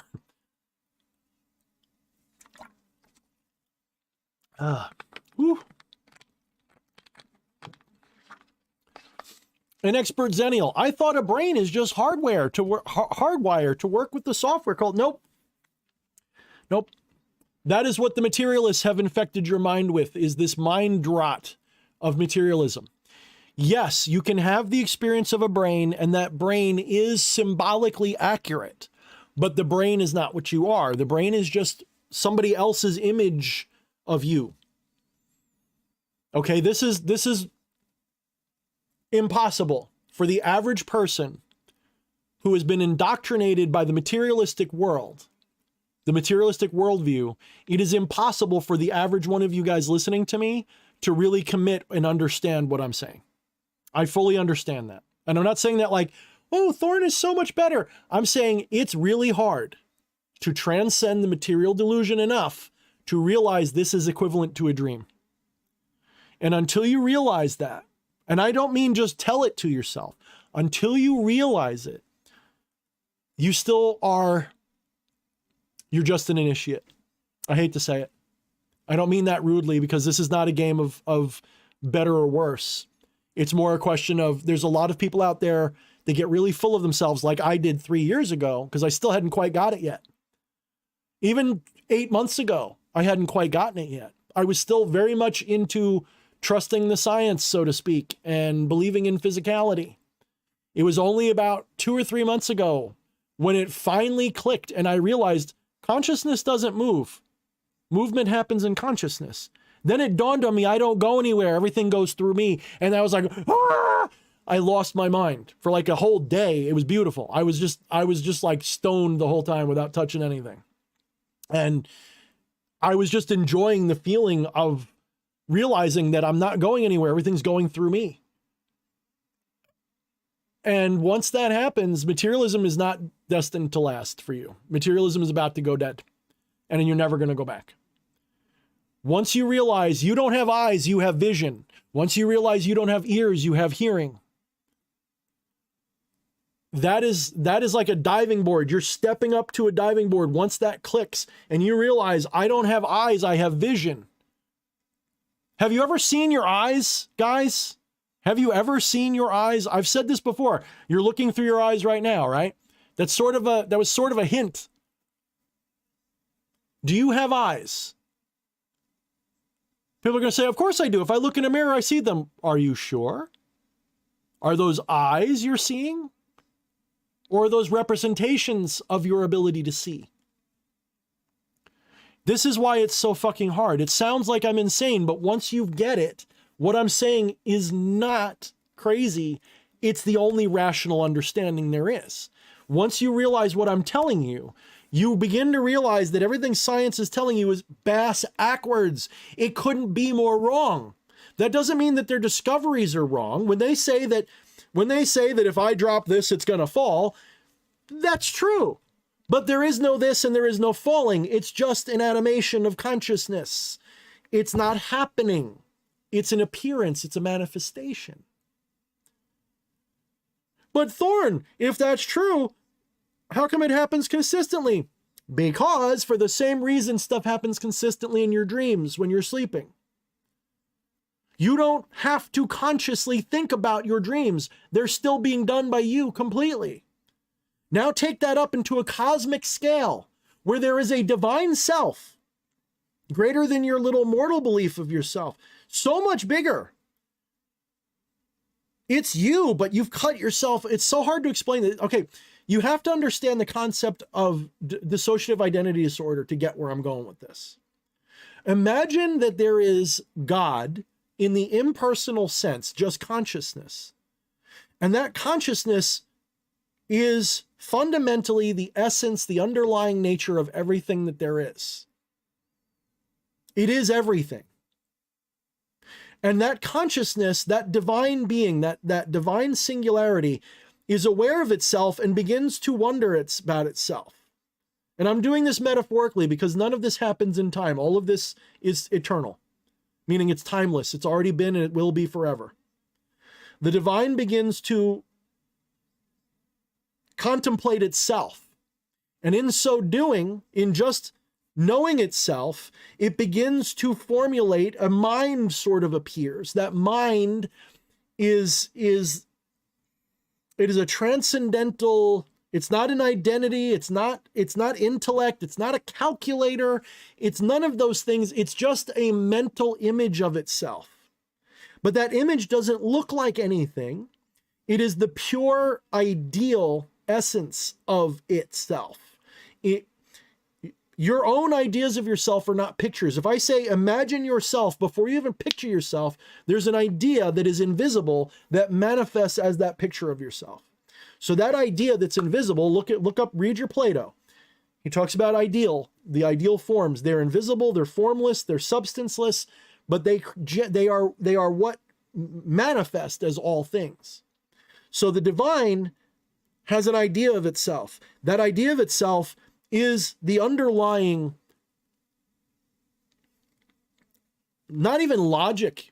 It's not even logic is just one way it manifests. It's the underlying essence of this that you see. And then you are what is basically equivalent of an alter from dissociative identity disorder.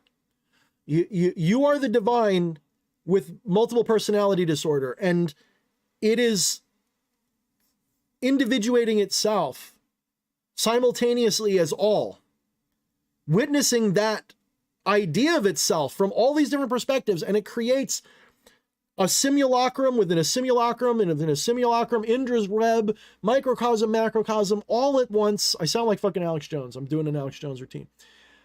It becomes all of that at once, and that is what you're experiencing, is your own idea of yourself within that infinite microcosm, Indra's web. You're having your own unique, you're the divine incarnate as this singular psyche within itself. It's sort of like when you focus your attention to a part of your body so much that you kind of forget the rest of your body. Like if you ever stub your toe, you kind of forget the rest of your body, right? You can go, and it's like your whole world becomes your foot. Or like when you're reading, you tune out the environment and you just focus on what's going on in your mind with the book. You literally daydream the book and you tune out the world. It's exactly like that. The divine is tuned out its totality in favor of this little moment. And this is where it is now. This is you.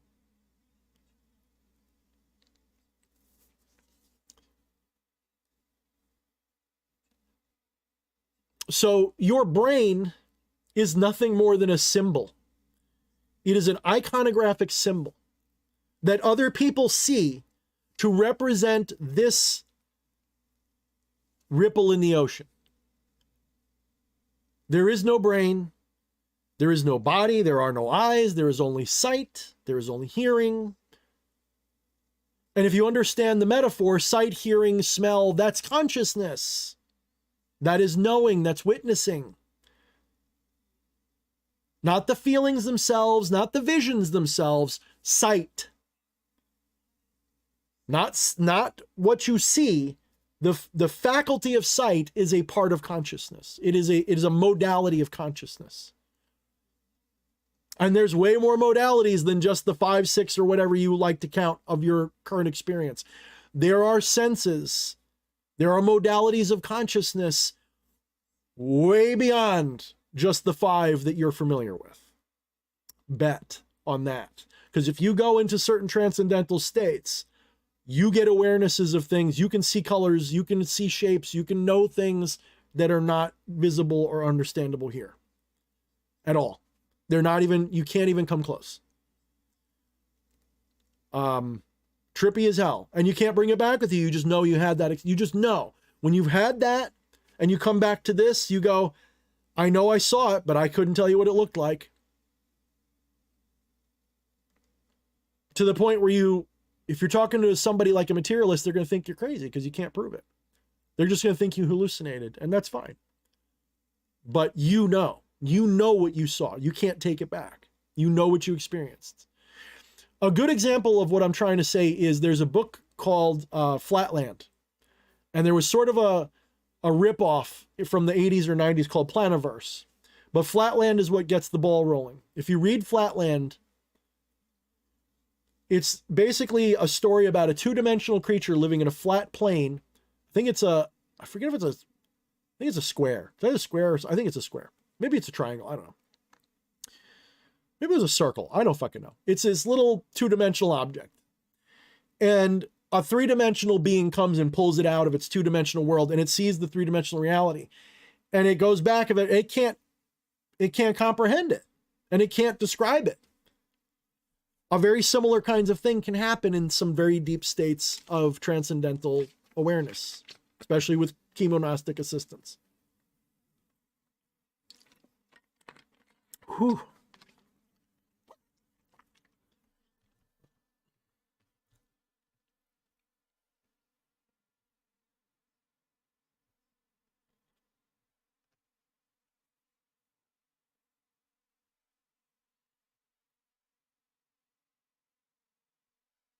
B.W. Shepard coming in with that beautiful comment. There's quite a lot that Dr. Sagan would not admit in public. I know that's true. If you listen to what he would say, and you're a spiritual person, you know he had beliefs, they just weren't religious. He was beautiful in that respect, because at that time when Sagan was a thing, everyone was like a hardcore Christian, basically, in America. And everyone was like a backwards hardcore Christian by comparison. So DH is the Dollar General of magic. Nice.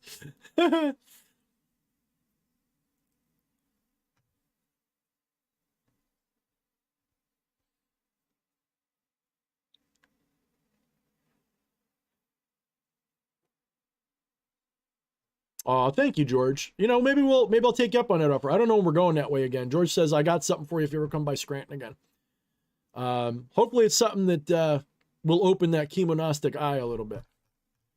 Let's see. Scrolling down. George Kajan asks, have you listened to Acid Bath? No, I have not.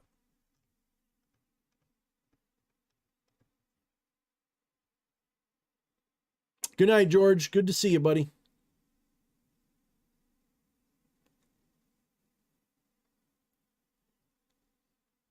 Sparky66 says, I'm not sure if we're all of one mind as each of us are individuals.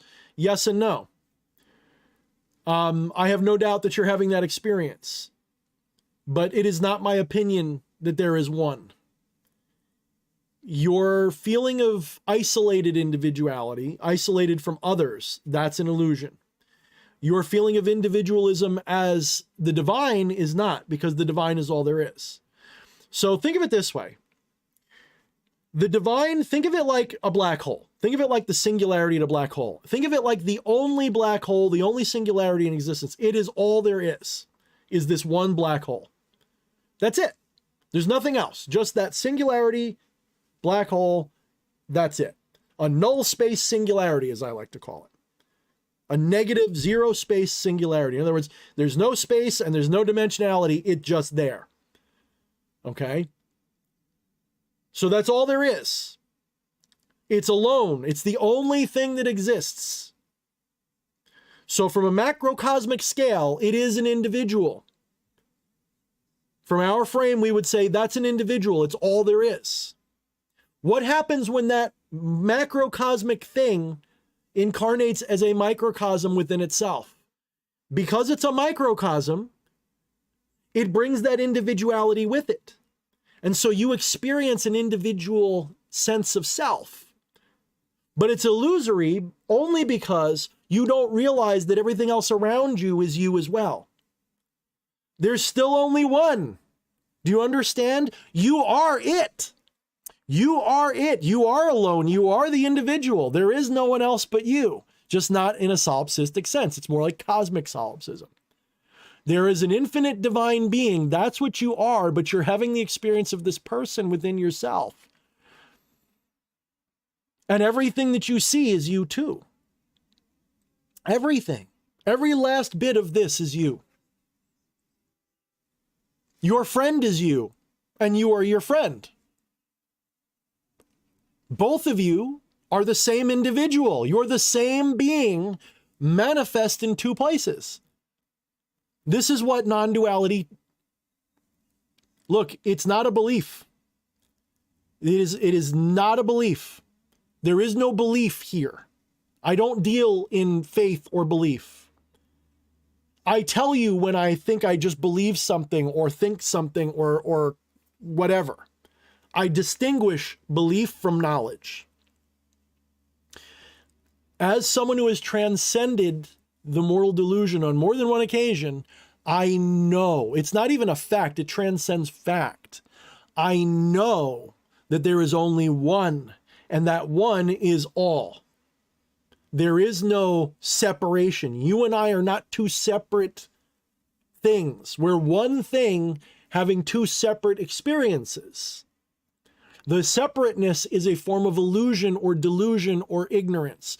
It's a willful ignorance. You've fallen asleep within yourself. You believe you are that.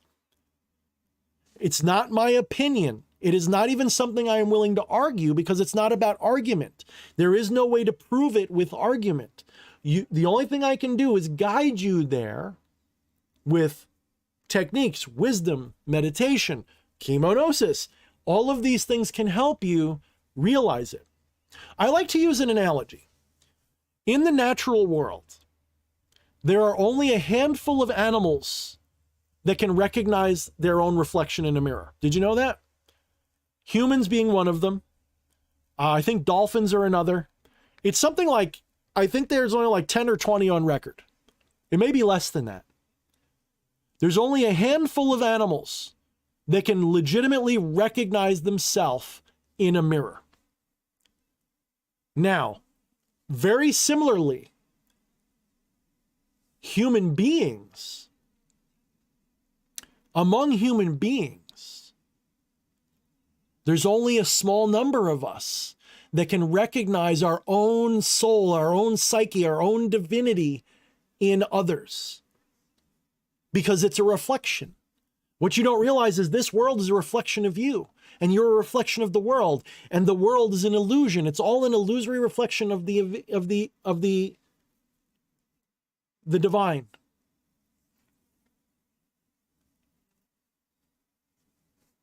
So when you have a non-dual realization, you recognize everything is an illusory appearance of what is real, not what reality is.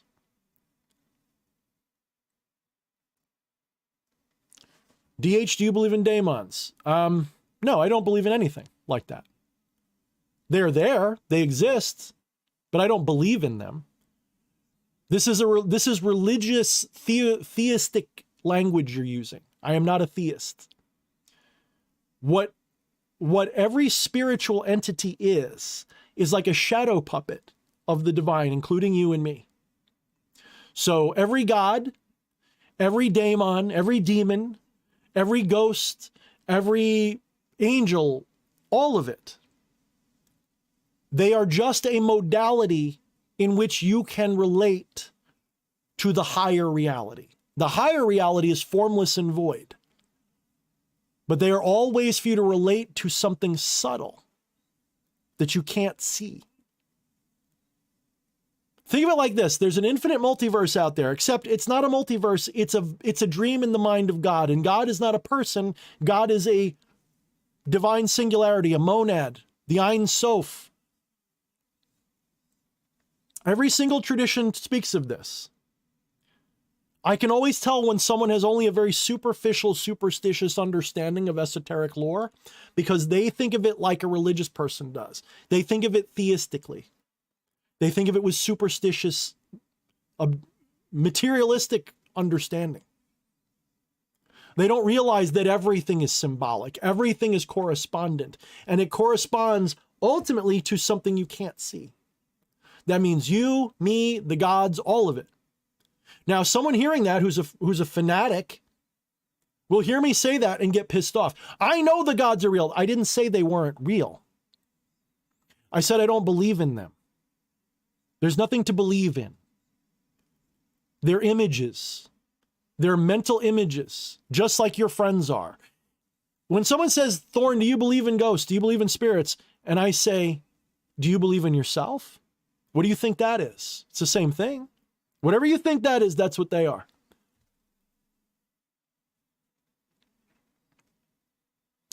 I think the point is to rebel against the singular order we call God. Nope. Nope. That's not the point. You are that, my friend. You are that. That's the ultimate rebellion. Think. Go to any religious institution and tell them you're God. What happens? Is that not the most blasphemous thing you could possibly say? Think. You're already God. There's nothing to rebel against. There is nothing to rebel against. Consciousness is God. Consciousness is God. Are you not consciousness? Consciousness is God. You cannot rebel against consciousness. Go ahead and try, I dare you. How would you rebel against? Yes, you are God, Sparky. Sparky isn't God. You are God. Sparky is not God. You are God. Who am I talking to? Am I talking to Sparky or the one listening? Am I talking to Sparky or the one listening? Who is the one listening? That is God. And if you don't realize that, you're still, no offense, because I don't mean this in a negative way, you're still at the entry. You haven't crossed the threshold yet. You don't know.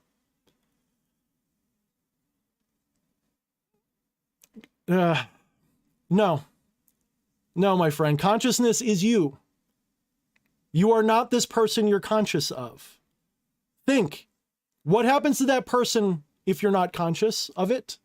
Does it continue to exist? No. Without your consciousness, it doesn't exist. Consciousness is fundamental. You're still trapped in a materialistic world.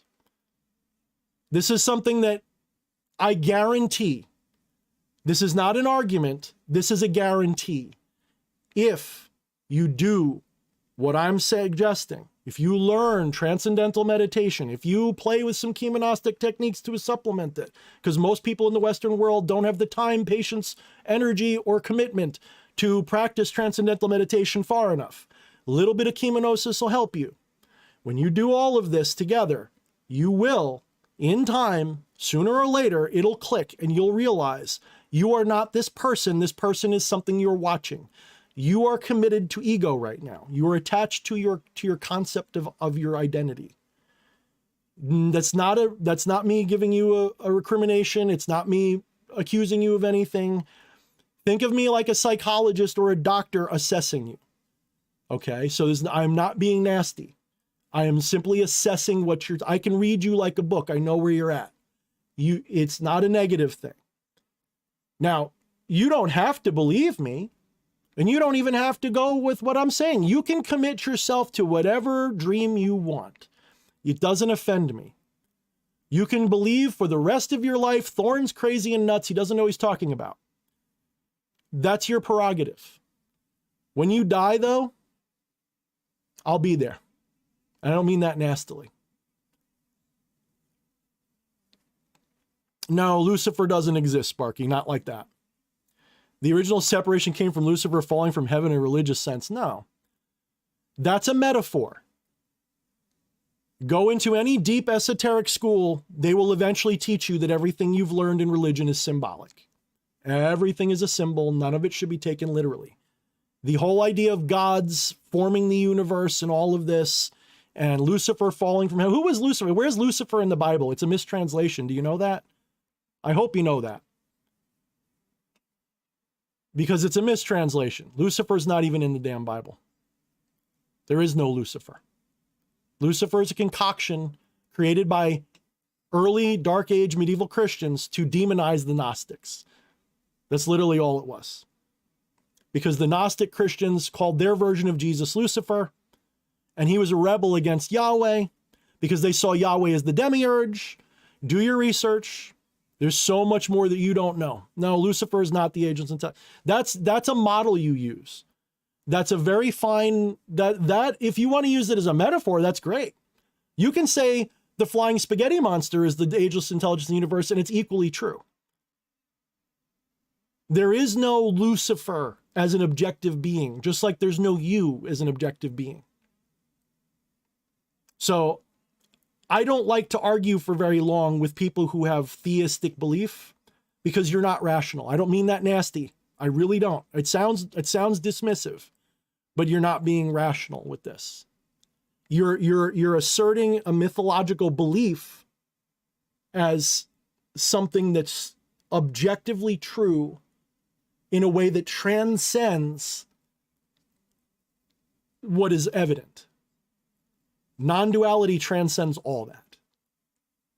In non-duality, you can have anything. In non-duality, you can have your Lucifer dream, you can have your Yahweh dream, you can have your anti-cosmic dream, you can have your cosmic dream, you can have anything. Because you're God, you can have anything. Any reality you want to incarnate in, you can. Not you, Sparky. You, the divine, can incarnate in any reality you want. And right now you've decided to incarnate as Sparky, having this discussion with me. Until that clicks for you, enjoy your delusion. That's all I can say.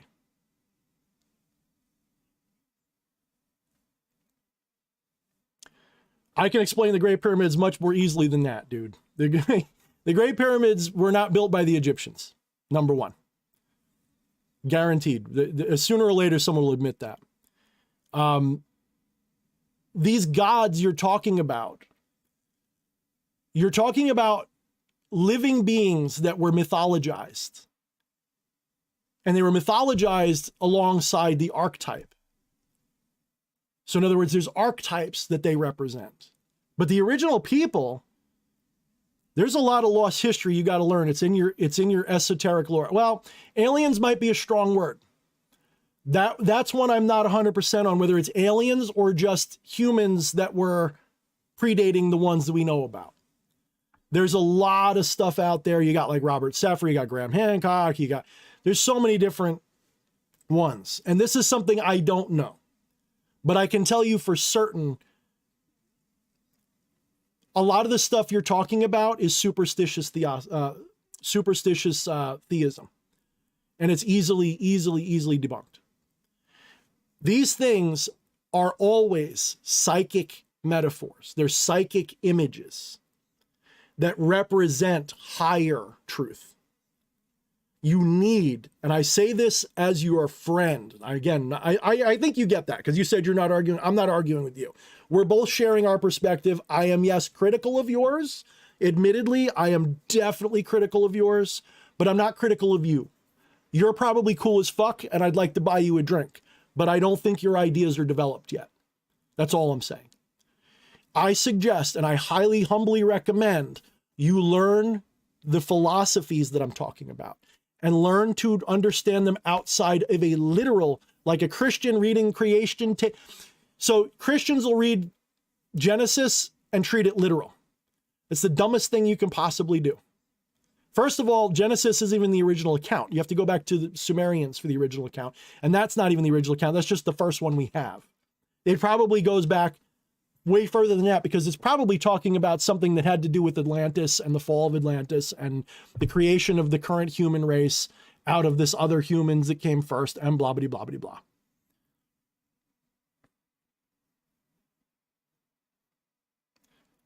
So these beings that you're perceiving as deities, they're valid to experience. This is the part where it gets a little tricky, is because some people will take non-duality to the point where they become harsh nihilistic skeptics again, because they'll go, well, there's only the divine, so therefore none of this crap is real. It's not real in the way it looks, but there is reality that is underlying it. This is a manifestation of a reality. And so this is, in other words, is there anything wrong with dreaming? No.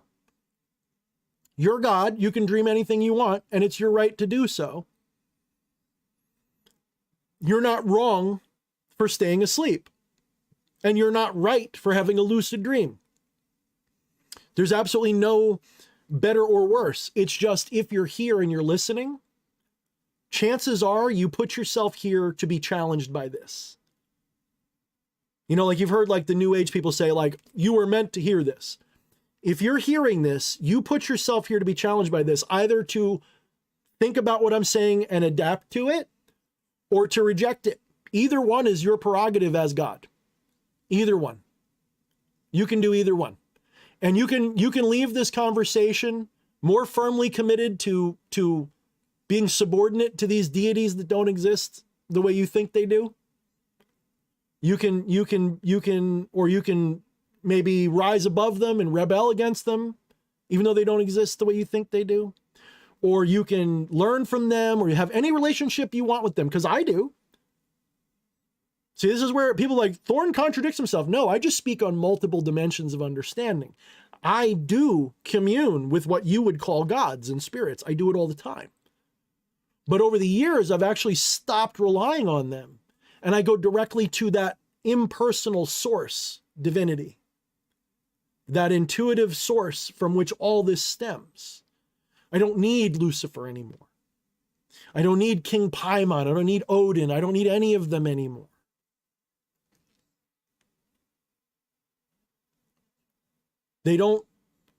I use them when I feel like it. They're there when I want to talk. There's sometimes you want a face to something. Sometimes you want to have a personal touch. I'll talk to myself and I'll play both sides of the conversation, and then sooner or later I shut up, and then that's when the real learning starts. When no one's talking, that's when I get the deep shit. Because I'll realize stuff and it won't be verbal, it won't be pictures. I'll just know something. And then I just got to communicate it, and I just start trying to write it. At that point, it's all over.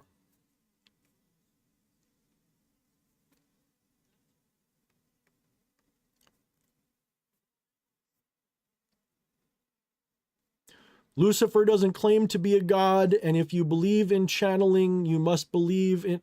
I don't have to believe in anything. No. You must believe that this is what this force says. No. Channeling is a word we use to describe when you get into a flow where you feel inspired. That's what channeling is.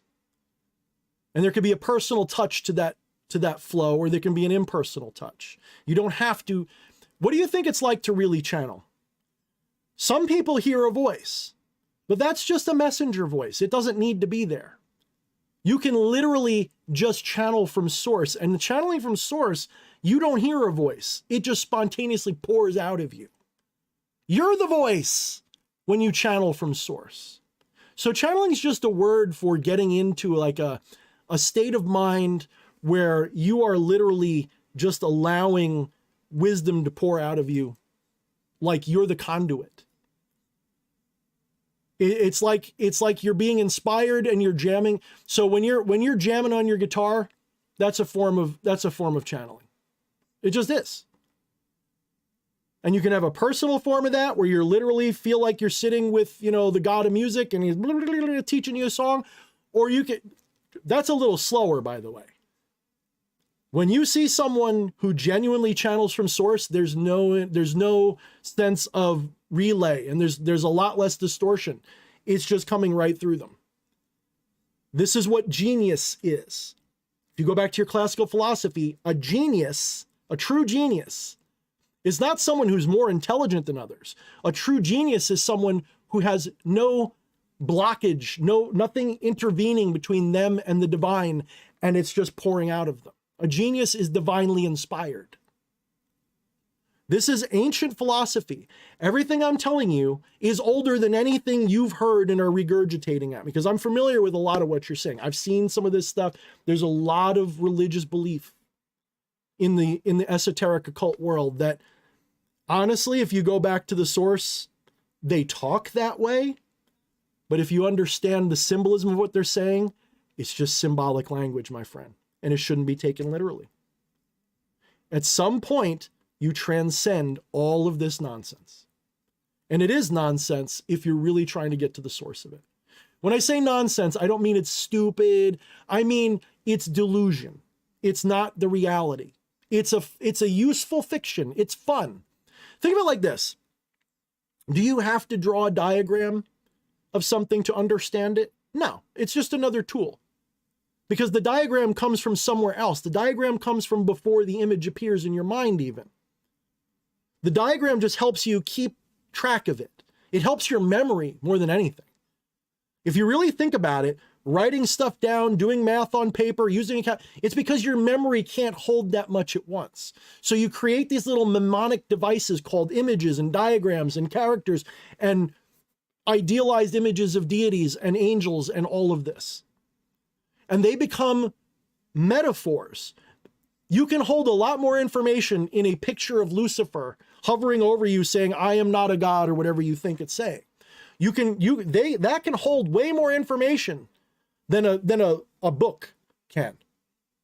And it holds deeper information, stuff that cannot be spoken. Metaphors and analogies communicate on a level that is not verbal. They point consciousness at something which cannot be verbalized. That's why you use analogies, because you cannot say it. So Lucifer is an analogy. Satan is an analogy. Yahweh is an analogy. You're an analogy. You just don't know it. So at some point, you put the things you're describing down. Don't confuse the training wheels for the bicycle, my friend. Please don't. If you trust my judgment at all, maybe you don't. That's fine. But if you trust my judgment, don't mistake the training wheels for the actual. Please don't. Don't mistake the map for the territory. There's an fairly recent Polish philosopher and engineer who I can't remember his name, but he had a famous saying, if you Google it, don't mistake the map for the territory. The map is not the territory. It's how you relate to the territory. The territory itself is noumenal. This is Kantian philosophy. In Kant, K-A-N-T, there was this understanding of the noumena, or the numinous, or the noumenal reality, which is invisible to you. All of this is an icon for it, and that includes the gods. That includes all of this.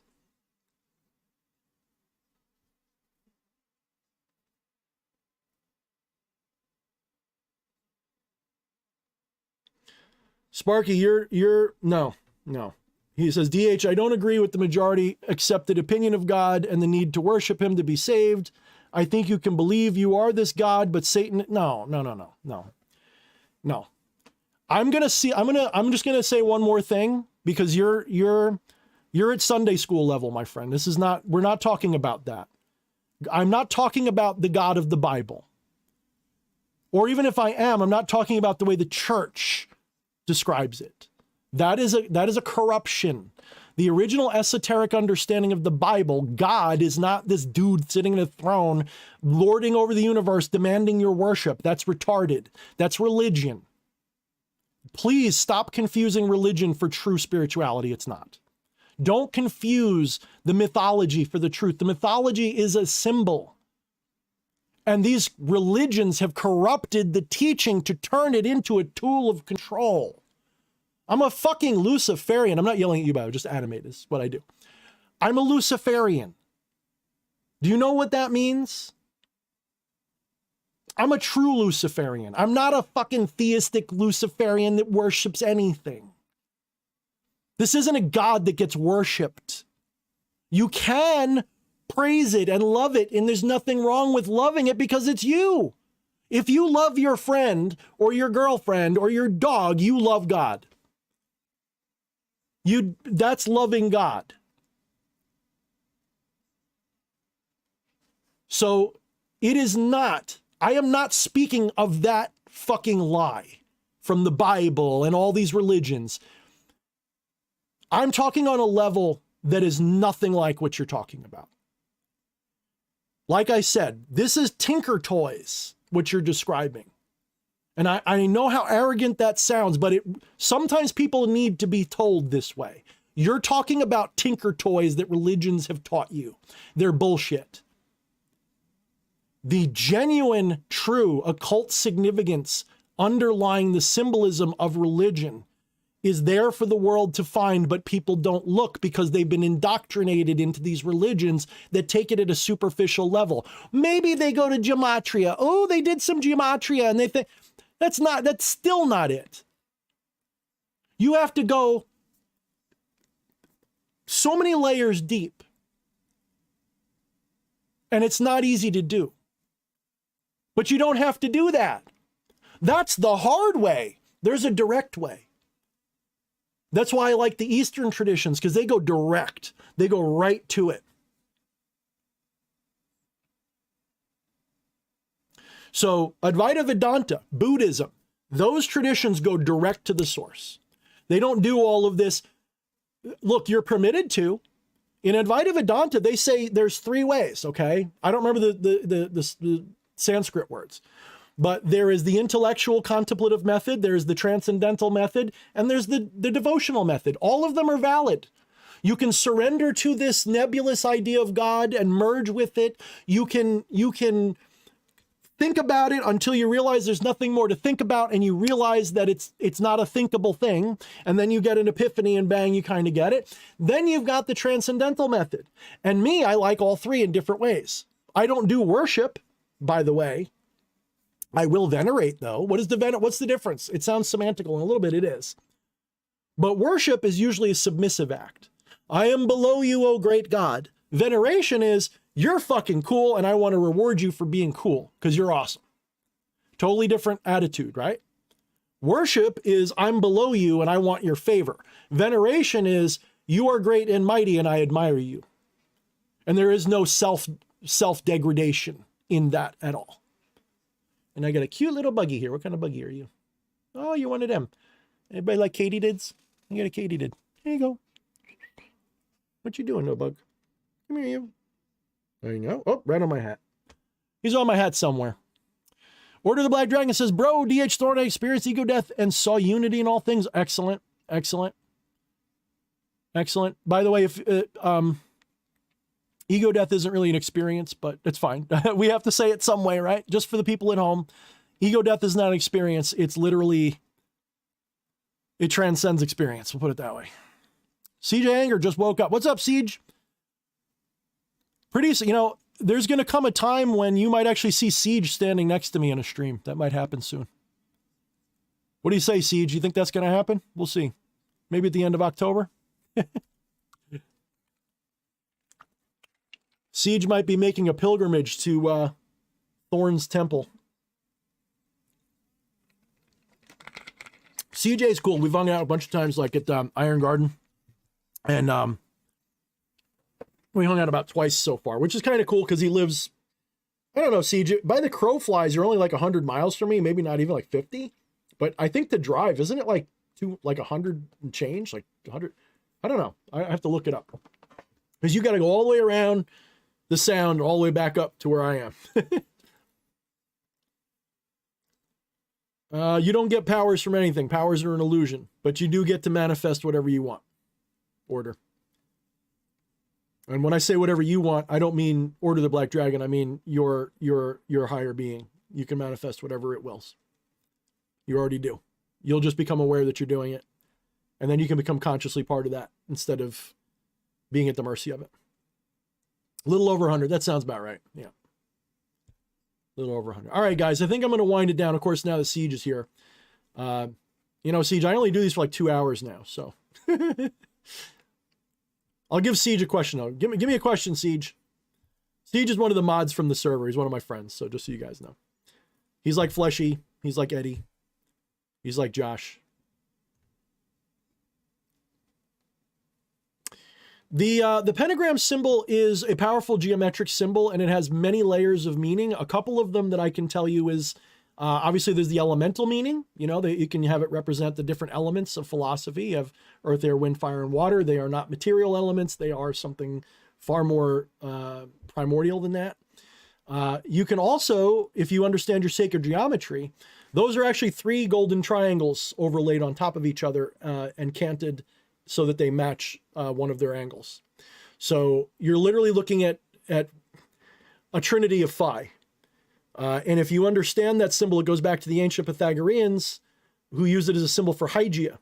And Hygeia was the goddess of health, purity, cleanliness, etc. When they meant that, though, they didn't mean like it was a fitness nut. They meant when they meant health and purity and that kind of thing, they were talking about something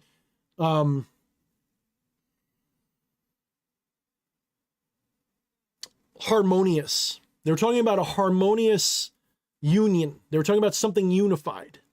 So the deity Hygeia, it's been mostly over time, the cults have made it into this deity that just had to do with health and cleanliness and all that. But the original understanding, at least by the Pythagoreans and some of these other groups, was that this was a deity that represents divine union, divine wholeness, health. Because if you look up the meaning of health in the ancient terms, what the word meant, it meant something like everything was in harmony as one. So if you understand, that's a symbol, by the way, it's a non-dual symbol ultimately. If you go back to the original meaning. The way Wiccans use it is fine. You can interpret it however you want. The way Satanists use it is fine. Interpret it however you want.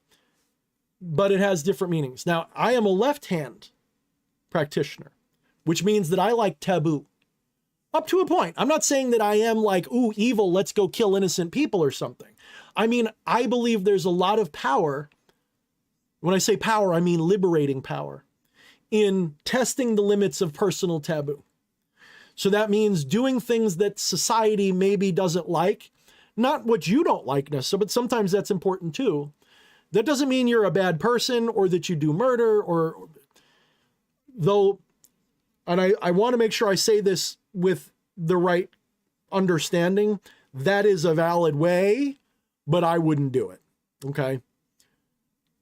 Technically, yes, left-hand path can include anything, but rationally, it's not supposed to. Rationally, if you look up probably the most sincere and authentic version of left-hand path practice there is in the world would be the Aghori in India, Aghori, because they basically make a practice out of recognizing the divine, even in the most dark places and the most taboo subjects. So they'll eat meat, they'll cover themselves with people's ashes, they'll fornicate, they'll do drugs, they'll all kinds of shit you're not supposed to do. And probably in prior eras before the law caught up to them, they probably were doing shit like murder. I wouldn't be surprised. So they were doing all the dark side stuff, but they were doing it in a way that was reverent for the divine. They still have compassion for every living thing. It's a wild thing. If you look up these people, the legitimate Aghori practitioners of the Hindu tradition, they genuinely recognize, even in evil, what we would call evil, they recognize the divine. They practice such a form of radical acceptance that they transcend the illusion of separation by realizing even that pile of shit with the dung beetle coming out of it is God. And they revere it as such. And they'll smear it all over their body because it's all God. It's a really wild tradition. Now, I'm a Western version of that. So for me, a little touch of, evil looking stuff, an upside down pentagram with a skull and that just opens up a window, right? And even the inverted image, the original pentagram that was used by the Pythagoreans, that's the right way. The whole idea where it's got to be point up, that's a modern superstition. It's valid in that tradition because that's how they use the symbol. That's fine. But originally, that wasn't negative at all. That was the way it was supposed to be. I bet you didn't know that, though. Most people don't. But that's the Pythagorean interpretation. Did stars as drawings exist before that? Of course they did.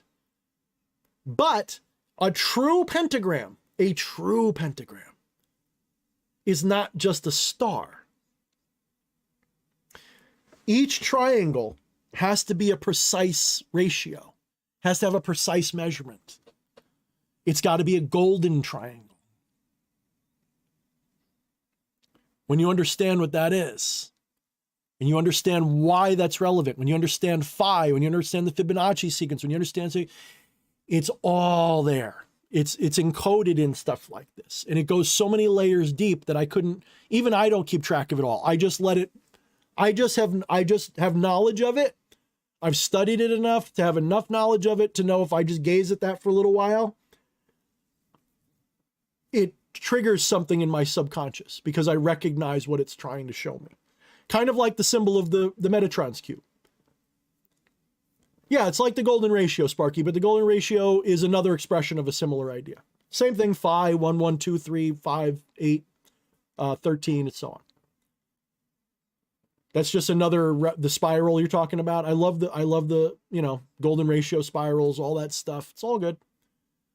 But that's just one thing. The golden mean, the golden ratio, all of this stuff goes back to sacred geometry. And you have to understand why that geometry was sacred. That's why I recommend Randall Carlson's sacred geometry courses, or anybody else's, but he's a good one, I think. I've had his. He's the only one I've sampled, and I like them, so that's why I'm recommending them. All right. Huh.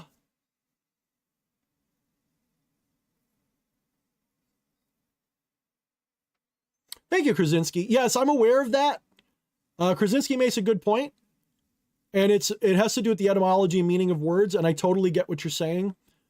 Unfortunately, you're right. So let's say what he says. Even the word worship is misunderstood and has been used by religions to describe devotion to a being. It actually comes from Old English worskype, which means to ascribe worth or value to a thing. And you are 100% right, Krasinski. As a nerd who writes, I have a very big vocabulary. I know that worship doesn't originally mean that. But in the modern use of the term, it always means something subordinate. And so that's why I take a shit on it. Because every major religion that's an orthodox religion like Christianity, Islam, they're all subordinate religions. And it's fine to revere, to love, to devote, in the sense that I focus on one deity because that's what I'm trying to learn from. There's nothing wrong with that. It's when you put yourself in a position of submissive, what's they're looking for? Starts with a D. In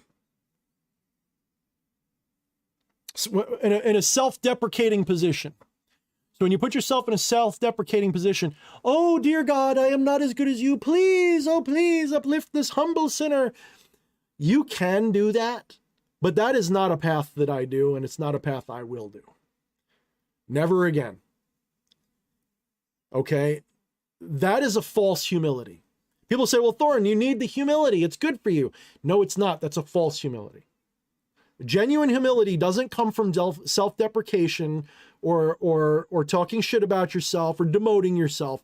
Genuine humility only comes when you recognize equal divinity in all things. That's when true humility begins to emerge. True humility can still sound like arrogance to a fool. To a wise person, true humility is obvious even in an arrogant tone. True humility is the recognition in the divine in all things, period. It has nothing to do with being less. Anyone who ever told you that humility was to not be proud and to never be, no. That's false humility. That's false virtue. Read your Tao Te Ching. In Tao Te Ching, it tells you the virtue that is aware of its virtue is not virtuous. The true virtue is unaware of its virtue and thus is virtuous. I paraphrase, of course, but that is what Lao Tzu would tell you about the virtue of humility. If you're humble on purpose, that's not humility. That's ego. You're trying to look humble so that you can impress others with how humble you are. Fuck that. I'd rather be openly arrogant and proud of it. That's the most humble thing I can be, because I recognize I'm not lying to you. I'm being sincere with you because I respect you as an incarnation of God. So rather than lie to you and act like I'm not this, I show you full blast what I'm like. Anyway, I think that's good for tonight. Guys, I love you all. Sparky, thank you so much, Sparky. Sparky, you're cool as fuck. I saw you saying something nice and you retracted it for some reason, but I got it. I appreciate that, Sparky. And I hope you understand that our disagreement was the disagreement of two people coming together just trying to share what they know. And that's how I see it. And I love you for it. And I know when I thought the way you said, and I know that in time, there's a good chance you might see what I'm saying as something close to truth. And maybe maybe something I said will maybe influence you in a positive way. And if that happens, I'm happy. You know, I'm gonna leave you guys with this. This is my new dedication in all my books. Where did I put it? Here it is. I have it right here. It's interesting. It's right up on the thing. May this work liberate you. If it or any part of it does not, then cast it out and be free of it forever. So if anything I said doesn't help you, ignore it. I'm not so proud that I demand that you believe it or agree with it. I just want it to sink in. I want you to hear it, and I want you to be sleepless tonight. I really do. I want you to be laying there going like, what the fuck, man? This Thorne guy, he's wearing all the apparel of a satanic, Luciferian, anti-cosmic. That's the game, my friend. Why do you think certain spirits look scary and evil? It's to test you. Anyway, guys, that's it for tonight. I guess that'll be it. Next week should be business as usual. There will be a stream or two I may miss coming up. So the 28th, I'll be here, most likely, unless something happens. The 5th, I don't think I'll be here because I'll probably be, I'll be busy that night. I won't be available that week, really. I got a lot going on. But the 12th, I'll probably be back. So the 28th, I will almost certainly be here unless I'm sick or something. The 5th, I almost definitely won't be unless I have a chance to get away. And then after that, it should be back to normal. So yeah, that should do it. All right, ladies, gentlemen, and everything in between. I love y'all so much. I really do. I don't like all of you. Some of you guys are jerks, but I do love you. I'm kidding. That's my joke. I love all you guys. I hope you guys have a wonderful, beautiful night. And I hope you guys wrestle with everything I said, the good and the bad, things you agree with and don't. And until next time, motherfuckers, mind the goddamn shadows, because that's exactly what you are.